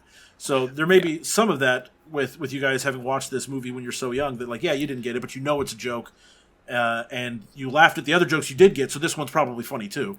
So for me, I was definitely laughing. I didn't know when to laugh, but I would see, like, Josh and Jason and my brothers laughing, and I'd be like, oh, like, him saying, do you accept cash, cha-ching? That's funny. Yeah. And so, I think, it depends on when you come to this sort of movie. And this is probably true for all comedies, that, if you see it when you're young, like when you're a child, there are things that you laugh at because it's a joke. And then there's probably a window where, like, if you actually don't get the reference, you might not laugh at it. But if you're older, then, like, you do know the references. And then, like, so I imagine that a lot of people who were adults when this movie came out, this is going to be one of their favorite comedies for forever because they do know all the references, and it's going. In addition to them having nostalgia for the film, they're going to have nostalgia for the references as well, which is another good feature of this sort of comedy, and that's something that I also would say about Saturday Night Live in general. They are very topical. They make references to things that are in the zeitgeist at the moment, and they do that here in Wayne's World as well, and. So it makes it. That's why I say that I have some trepidation about whether or not it's a movie that all the humor will be able to last forever, because so much of it is part of the culture at the moment. But we're certainly not at that point yet, where I think people would have forgotten what those things are. Well, then it just becomes like a document of another time, Like, I mean, before we turn the mics on, we were talking about Stranger Things and how the 30-year cycle is currently giving us a lot of 80s content and how popular that is. So even when it's not like a movie of the moment anymore, it becomes like a movie of the moment from long ago. That the 90s are in 10 years we're gonna have a ton of 90s nostalgia shows. And if we don't already have those. I don't know if I'm excited for that or terrified of that. Well, regardless, it's happening. It's gonna happen because people who grew up with this kind of stuff are now making content and making shows. So when they look back on stuff, they're gonna be looking back on the Wayne's World. We're running long, so I want to go through side characters very quickly. But there are a lot of great side characters in this. We already talked about Ed O'Neill. His Glenn character has some of the best lines in the movie, honestly. This is Chris Farley's first movie role, where he plays the security guard outside of the Alice Cooper concert and gives them all that extraneous information that comes back to pay off later on. We mentioned off mic, I think, that Meatloaf was the bouncer, and at So Gasworks, weird. Tiny. Jolly Green Giants, the Shooty Beatles, R.I.P. Meatloaf. I think Jack mentioned Frank DeLeo as Frankie Sharp Records. Quick thing about Frank DeLeo. Number one, he was in Goodfellas. He actually, spoiler alert, kills Tommy DeVito. He shoots Joe Pesci in Goodfellas. And he was Michael Jackson's real-life manager during the Bad era for the Bad album and the Bad tour. It's a good album. Frank DeLeo, yeah. I mean, he made the rounds. Also, R.I.P. that guy. Also, speaking of people who died recently, Mike Haggerty died a few weeks ago. He was the guy with the mustache who works at the station who says, who got a pink slip, who has a conversation with Ed O'Neill about filing grievances with the union after Ed O'Neill suggests a different course of action that Mike Haggerty turns down. But R.I.P. Mike Haggerty, good character actor. Jack, who you got on some supporting characters that you liked? Stacy. Played by Laura Flynn Boyle, who hello, Stacy. You guys might know her. She's in Twin Peaks. Yes. This is such a throwaway character that I think in 90% of comedies, the ex-girlfriend is she's a punchline, but she is every bit as funny as the rest of them, and how committed she is to it. When Wayne's Stacy, we broke up 6 weeks ago, and she answers, yeah, but that doesn't mean we can't still go out. It does, actually. That's what breaking up is. And then she gets him a gun rack, and then later, when Garth tells her to move on, go out with someone else, she tries to be okay, I'll do that, and then she tries to make Wayne jealous.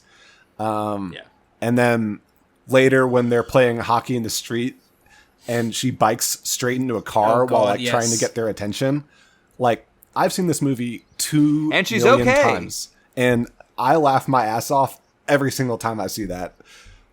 I just think she's incredible in this movie. I think she's so underrated. I also want to shout out Kurt Fuller, who plays Russell in this movie.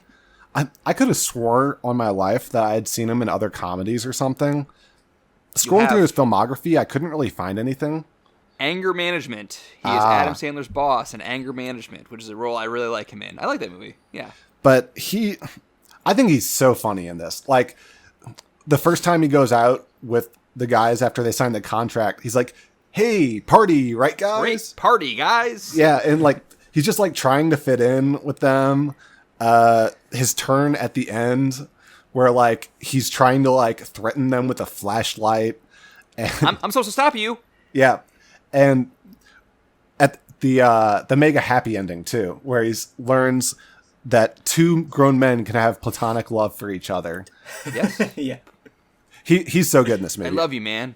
And then, of course, I just have to shout out Brian Doyle Murray, who's Mr. Vanderhoff, Bill Murray's brother, who's been in virtually every single comedy from the 80s and 90s. You didn't know that? I didn't know that. You didn't know that was Bill Murray's brother? Yeah. No. He's in Groundhog Day. I know he's in Groundhog Day, obviously. He's the guy in the top hat who pulls out Punxsutawney Phil. Yeah. He's been like in every comedy from the 80s and 90s, if you go through his filmography. Oh. National Lampoon's Christmas Vacation. Now that I know it, he looks so similar Caddyshack. to Bill Murray as well. Yeah. Yes. Yeah, as soon as you realize it, you're like, oh, yeah, now I'll never forget that. Because he looks exactly like him. He's always Noah Vanderhoff for me. He'll always be Noah Vanderhoff. Yeah. And he blows goats, I have proof. Jack, who else you got? Anybody else? I think that was everyone. Yeah. Well, I also wanted to shout out Rob Lowe and Tia Chiara. Yeah. I think they're also very good, even though Rob Lowe is not a particularly good person in real life. Well, from that same Ringer piece that I mentioned earlier, what you're alluding to is a few years before this movie, there was a sex tape or whatever came out that of Rob Lowe at the time was 24, sleeping with, I believe, someone who was 16 at the time, which I don't know how he got away with that and like had a career after that, but he did. And per that Ringer piece, quote, this is Penelope Spheris, the director, saying, I said, oh my God, Lorne, we can't cast Rob Lowe. He was just caught in bed with an underage girl. And Lorne Michaels replied, oh yes, we can probably get him for very cheap then. And he was right, so they got him for cheap. Which is kind of cringy from Lorne Michaels, but yeah, he's a savvy businessman, yes. And he also played I guess that could go into something as Tommy Boy too. I guess that could be included as something that doesn't age well. I think the reason he got away with it was there was some circumstance under, like, he didn't know her age. I don't think that would have, like, worked today. I don't know. And I honestly, I don't want to litigate it right now, but just that is a thing that happened, that Rob Lowe, somehow his career managed to survive beyond that incident. I'm surprised Tia Carrera didn't have more of a career after this. I was, too. I know her, she's in True Lies, the James Cameron movie True Lies, which is so freaking good if you haven't seen it recently. But other than that, I don't know anything else she's been in. Lilo and Stitch. Lilo and Stitch, very good. Yes, that's underrated. That's a good movie. Oh yeah. That's really she good. also turned down a role in Baywatch. That was my half-assed internet research I found. Okay. Very good half-assed internet research. As we're talking about side characters, I want to shout out. I like that Wayne is like cool with everybody. Like, there's even kind of like a bit of a head fake when he first walks up to the coffee shop and Officer Koharski stops them. For like half a second, you think that it's going to be like one of those like rebellious teens, police officer dynamics. Officer Krupke sort of situation. Exactly, yeah. Like for like 10 seconds when they first walk up to him, you kind of think it's going to be it. But then like there's a turn and Officer Koharski laughs, says, I know what you're doing, Campbell, big, pagan, oink oink police officer. I used to have the cops when I was your age. And they're pals. You know, they're friends. Then Officer Koharski, they're setting up a payoff where he does a body cavity search on Benjamin, which, Jack, you also flagged as something that did not age well, as the body cavity search. Yeah, I mean, I don't know that we would really play that kind of... I mean, that's kind of an assault from a police officer in a way. I mean, it's funny. But... I was kind of thinking about that, and like, I think you're willing to accept certain bad things befalling a villain in the movie. Yeah. But like, and I was thinking about how like in Tommy Boy, for example, which I just referenced, Rob Lowe is the villain in that, he gets electrocuted, he gets attacked by a dog, and he gets thrown from a crash test car, and then a bunch of sandbags fall on his nuts. However, the difference is all of those things are his own doing in Tommy Boy. He pees on an electric sign, and that electrocutes him. He shoots the dog's leash off, and that gets him attacked, and then he flees from the corporate boardroom. So like, those bad things happening to him are his own doing. So it's kind of like he's hoisted by his own petard. You accept it more. He didn't really like deserve to get his, a finger up his ass in Wayne's World. So like, you feel a little differently about it, even though he is the villain. So you're probably right that maybe we'd find a different way. It's a bodily violation. 2022. Yeah, you're right. But I love that like that he's friendly with everyone. He knows Glenn at the coffee shop. He knows Officer Koharski. Everyone knows him, and he knows everyone. And then, like, it all is the payoff to, like, as they're creating their plan for the third act, like, he says, we'll need help, and then suddenly every side character from the movie is around him, and they all say, we'll help. in unison. It's like really good. And it just everyone makes is me really good. Yeah. And the great thing is everyone is doing a very normal thing, and Garth is redirecting satellites so that this producer can It's see almost the too thing. easy. That scene just puts... It's cheesy, but it puts a smile on my face. No, I it's like it. good. To the Mirthmobile, as they say. Any side characters for Grizz and Hugo you want to shout out before we move on? No, we've touched on all the I think we've important hit ones. all of them, yeah. We gotta get going. Jack, real quick, any thoughts on the sequel? Wayne's World 2. I have a soft Made spot slightly for it. less money. I have a soft spot for it. It's not as good as this one, and I think you really feel the drama occurring at about the 2/3 mark in a way that you don't feel any of the drama in this movie. I mean, you might feel it a little bit in this movie, but you feel it much more in the sequel. But there's still some really funny bits in there. Like, my personal favorite is they do a stakeout where Wayne thinks Cassandra's cheating on him. So With they do a Christopher Walken. Cassandra with Christopher Walken. So they do a stakeout, and then Christopher Walken sees them, so they run away, and then it goes into like this YMCA dance scene at a gay bar. Well, because they were in disguises for the stakeout. One of them was dressed as a cop. One was dressed as a construction worker. One was dressed as, I don't remember what. A sailor. A biker. A sailor and a biker. And then they find themselves in a gay bar on a stage dressed as those four characters. So, obviously... They're going to do the YMCA. YMCA ensues. Yeah. Yes. That's a good scene. Obviously. That scene's just incredible. I think it's not quite as good as Bohemian Rhapsody, but for my money, it's up there. I mean, it's in the conversation. They do a lot of the same stuff, just like more, Christopher Walken over Rob Lowe is a more intense villain. They have Aerosmith instead of Alice Cooper. Alice Cooper. There's more Chris Farley. I like it. I like Wayne's World 2. I haven't seen it a third as much as Wayne's World 1, but I do think it's pretty good. And also, like, Carter Burwell did the music. I just was looking at the Wikipedia page. It's Carter Burwell who did, In Bruges, adaptation, all the Coen Brothers movies. Yeah. They brought in some real talent for Wayne's World 2. Wayne's World 2 is good, but like you said, I don't think it's as good as this. And Jack, lastly, you wanted to mention something about Mike Myers and Dana Carvey's careers post Wayne's World, which is kind of sad a little bit in some respect. So there's been some reporting on how they kind of, Carvey and Myers developed a rivalry, and it kind of sounds like on the set of Wayne's World and Wayne's World 2, they were actively trying to outdo each other constantly. So kind of like a comedic rivalry. Well, I should say that, like, despite the on-screen partnership, they apparently weren't, like, friends in real life, Dana Carvey and Mike Myers. Like, it's not that they, like, had a falling out. They never really got along that well in the first place. Yes. Yeah. And supposedly,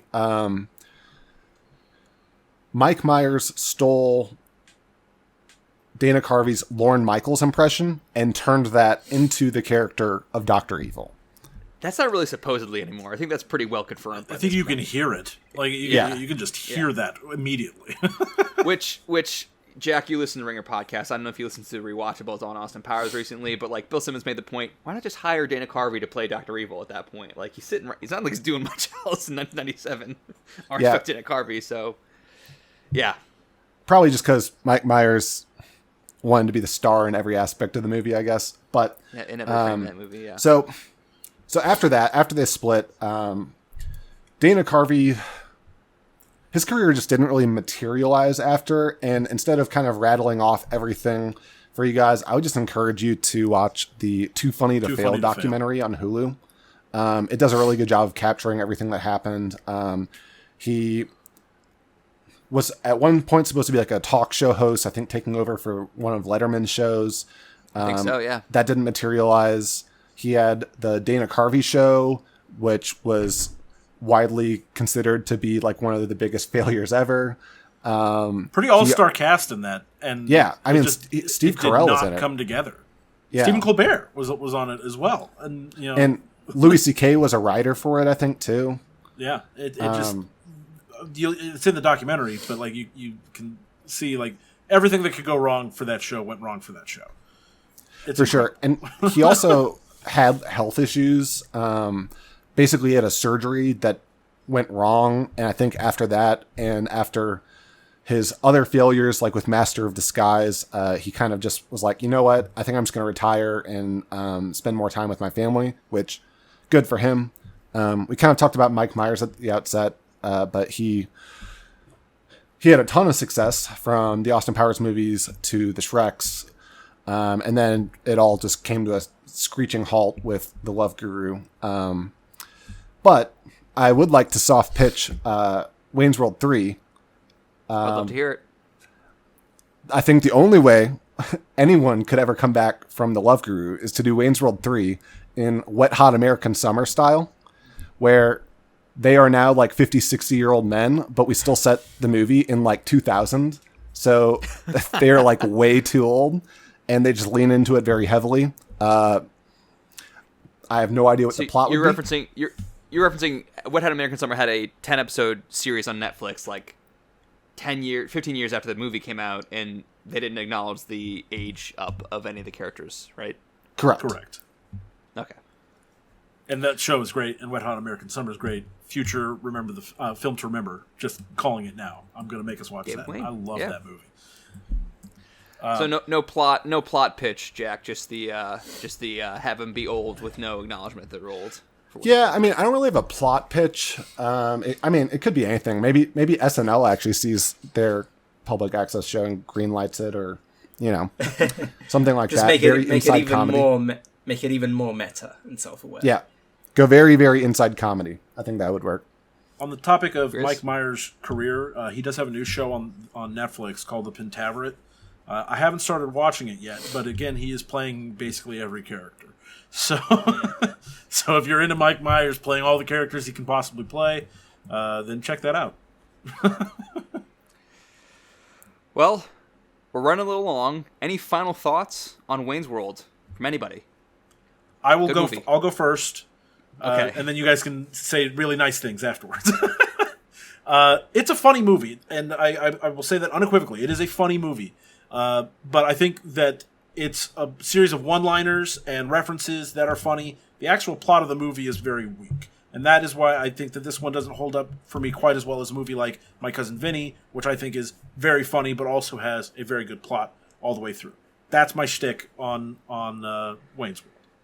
I mean, you're right, and that's kind of what I was saying. How like I can't really assess this movie critically in any meaningful way because like it's not like I said we've watched movies that were foundational texts to me, to use my phrase. We've watched Adaptation and Boogie Nights and In Bruges, and we've watched stuff that I enjoyed as a kid, like Batman: Mask of the Phantasm. But like Batman: Mask of the Phantasm is something I watched a lot as a kid and then didn't watch for 20 years. Wayne's World has been with me for basically as long as I can remember, and then it just never left me. So Right.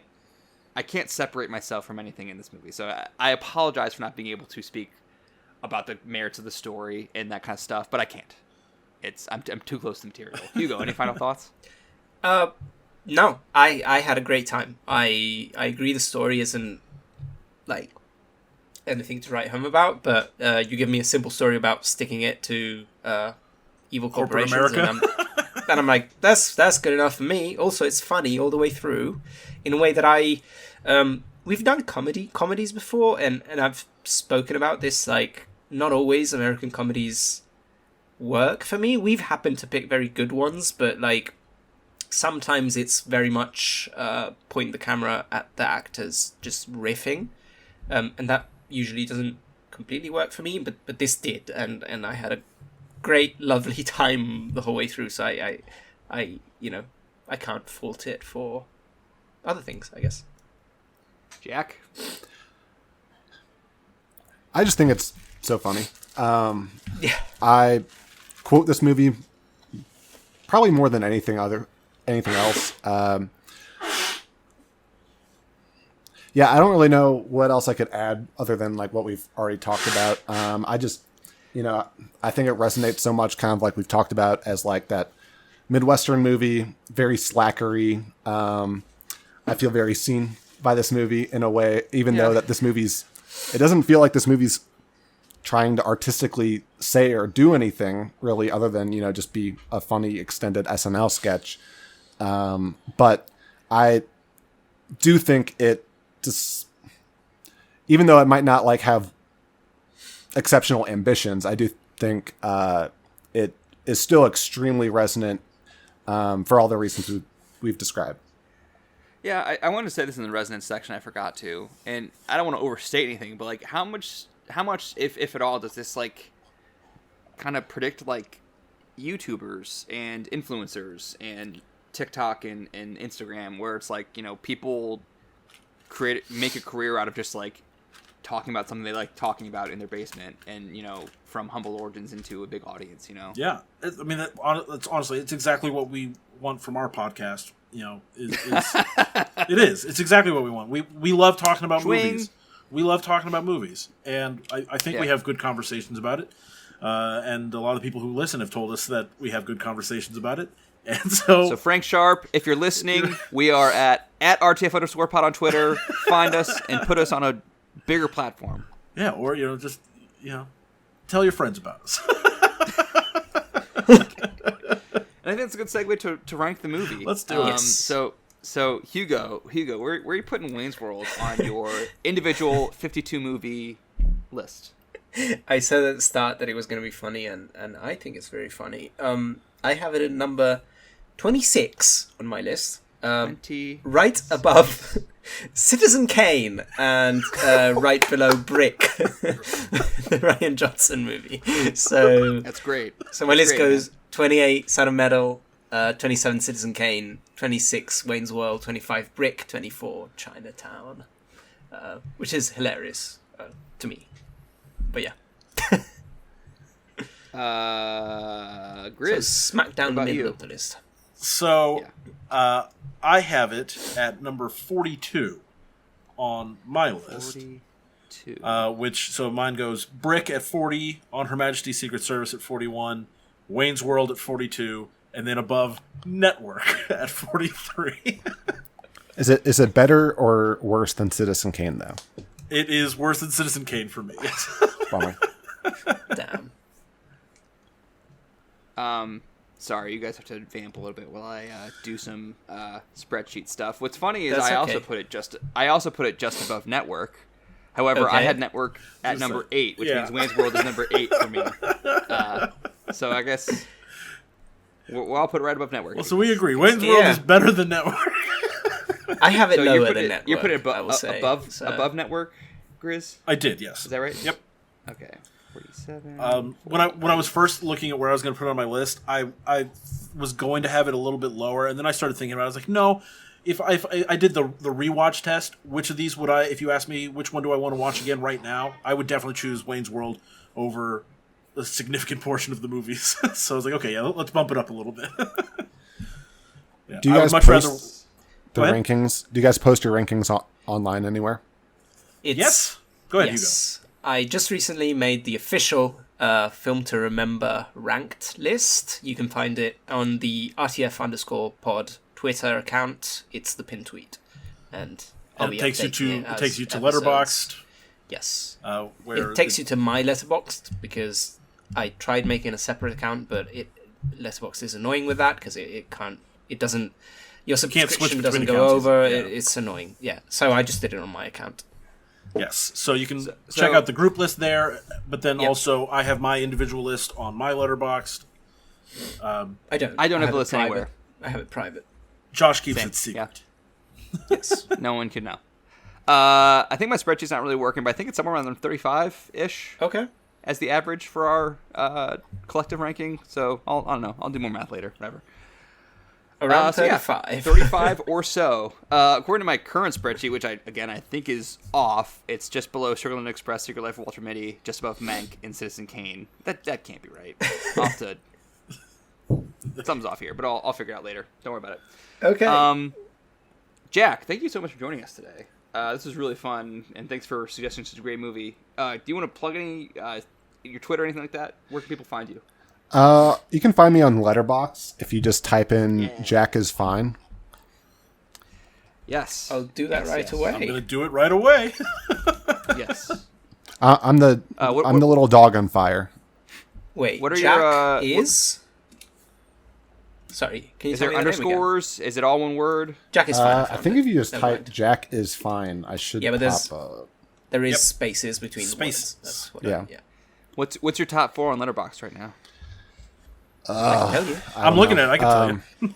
Yeah. Tell me what it is, Grizz. Tell me what they are. Favorite films are Boyhood, Good Will Hunting, Inside Out, and Children of Men. All absolute bangers of movies. Good choices, Jack. Bangers. Man, what a great 4. Yeah. Wow, yeah. Okay, cool. Grizz, where can people find you online? At Good Game Grizz on Twitter, Twitch, and Letterboxd. And everywhere. Hugo. And you can find me at Hugo_Pinay on Twitter and Hugo Pinay on Letterboxd. And next week, movie. Well, right? I need to do my thing first. Is that oh, okay? you need to do your thing. Can I Okay, promote go myself? ahead. Can I promote myself? Is that okay with you? Of course Hugo? you can. Of course you this can. podcast. I thought we were doing promotions after that, but that's okay. No. We gotta do promotions then the tease. Okay. Promotion okay, then tease. That's fair. I'm on Twitter at @thesloopjoshb. I'm on YouTube at Movies and Love, and so can you. And guys, I'm so sorry, but I guess I'm on TikTok now. Oh. I mean, I've been on TikTok like looking at stuff for 3 years now, but I actually posted a few things this week. And they did okay. Like, they did some numbers, so that means I have to make more now. So, you can find the things I posted this week that did numbers. You sound so upset about this. Yeah. It's just another thing that I have to, like, not have to, but it's fun. I posted something about Pulp Fiction, then I posted something about Whiplash, and people seem to like it, but So I'm it's on not TikTok. a dance, is what I'm asking. It's not a dance, no. Fuck. Sorry. It's me on my porch talking about the writing credits of Pulp Fiction, and then also a scene where J.K. Simmons flubs his line in Whiplash. Sounds good. I hope they are entertaining and informative, but I'm on TikTok at Josh W. Bradley. I'm sorry that I have 3 different handles for the 3 platforms I'm pointing you to, but at Sloop Josh Me on Twitter, Movies a Little So Can You on YouTube, Josh W. Bradley on TikTok. Hugo, what are we doing next week? Or in 2 weeks, rather. Excuse me. In 2 weeks, because we're not recording next week. I would like to stay in the comedy lane, but add in some action to it. I've been talking a lot about watching a bunch of Jackie Chan movies this week. This year, actually. I think I watched like 13 of them, which is a crazy amount. So I wanted to do a Jackie Chan movie with you guys, and I wanted to do what I think is his best movie, which is Police Story. 1985's Police Story, the first one. I think it's available on either like HBO Max or Criterion. It's on HBO Max, yes. Great. All right. So you guys should have it easily. I have the Blu-ray. So great. Police Story. Police Story. Jackie Chan. Yes. Yes. Very exciting. Yes. I'm very excited. I have not seen it. It's a classic. Yeah. Very well regarded. So yeah. Yeah. I'm looking forward to that. That's cool. Awesome. Yeah. Awesome. Well, that's it for Wayne's World today. I apologize for this episode being considerably longer than the film we're talking about. By like half an hour. Almost half an hour. So That'll happen your when you guest. have a guest, and Yeah. we had some cool childhood stories to get through, which is Yeah, great. and That's true. I had a whole thesis to defend also, so it's okay. no, that's great. Thank you, Jack. You're Thank you, Jack, for being joy here. to have. Yeah. Very, very Everybody good. follow Jack. Yes, and follow us at RTF_pod on Twitter. And tune in again next week. Or I'm sorry, tune in again in 2 weeks for Police Story. We'll see you then. Bye.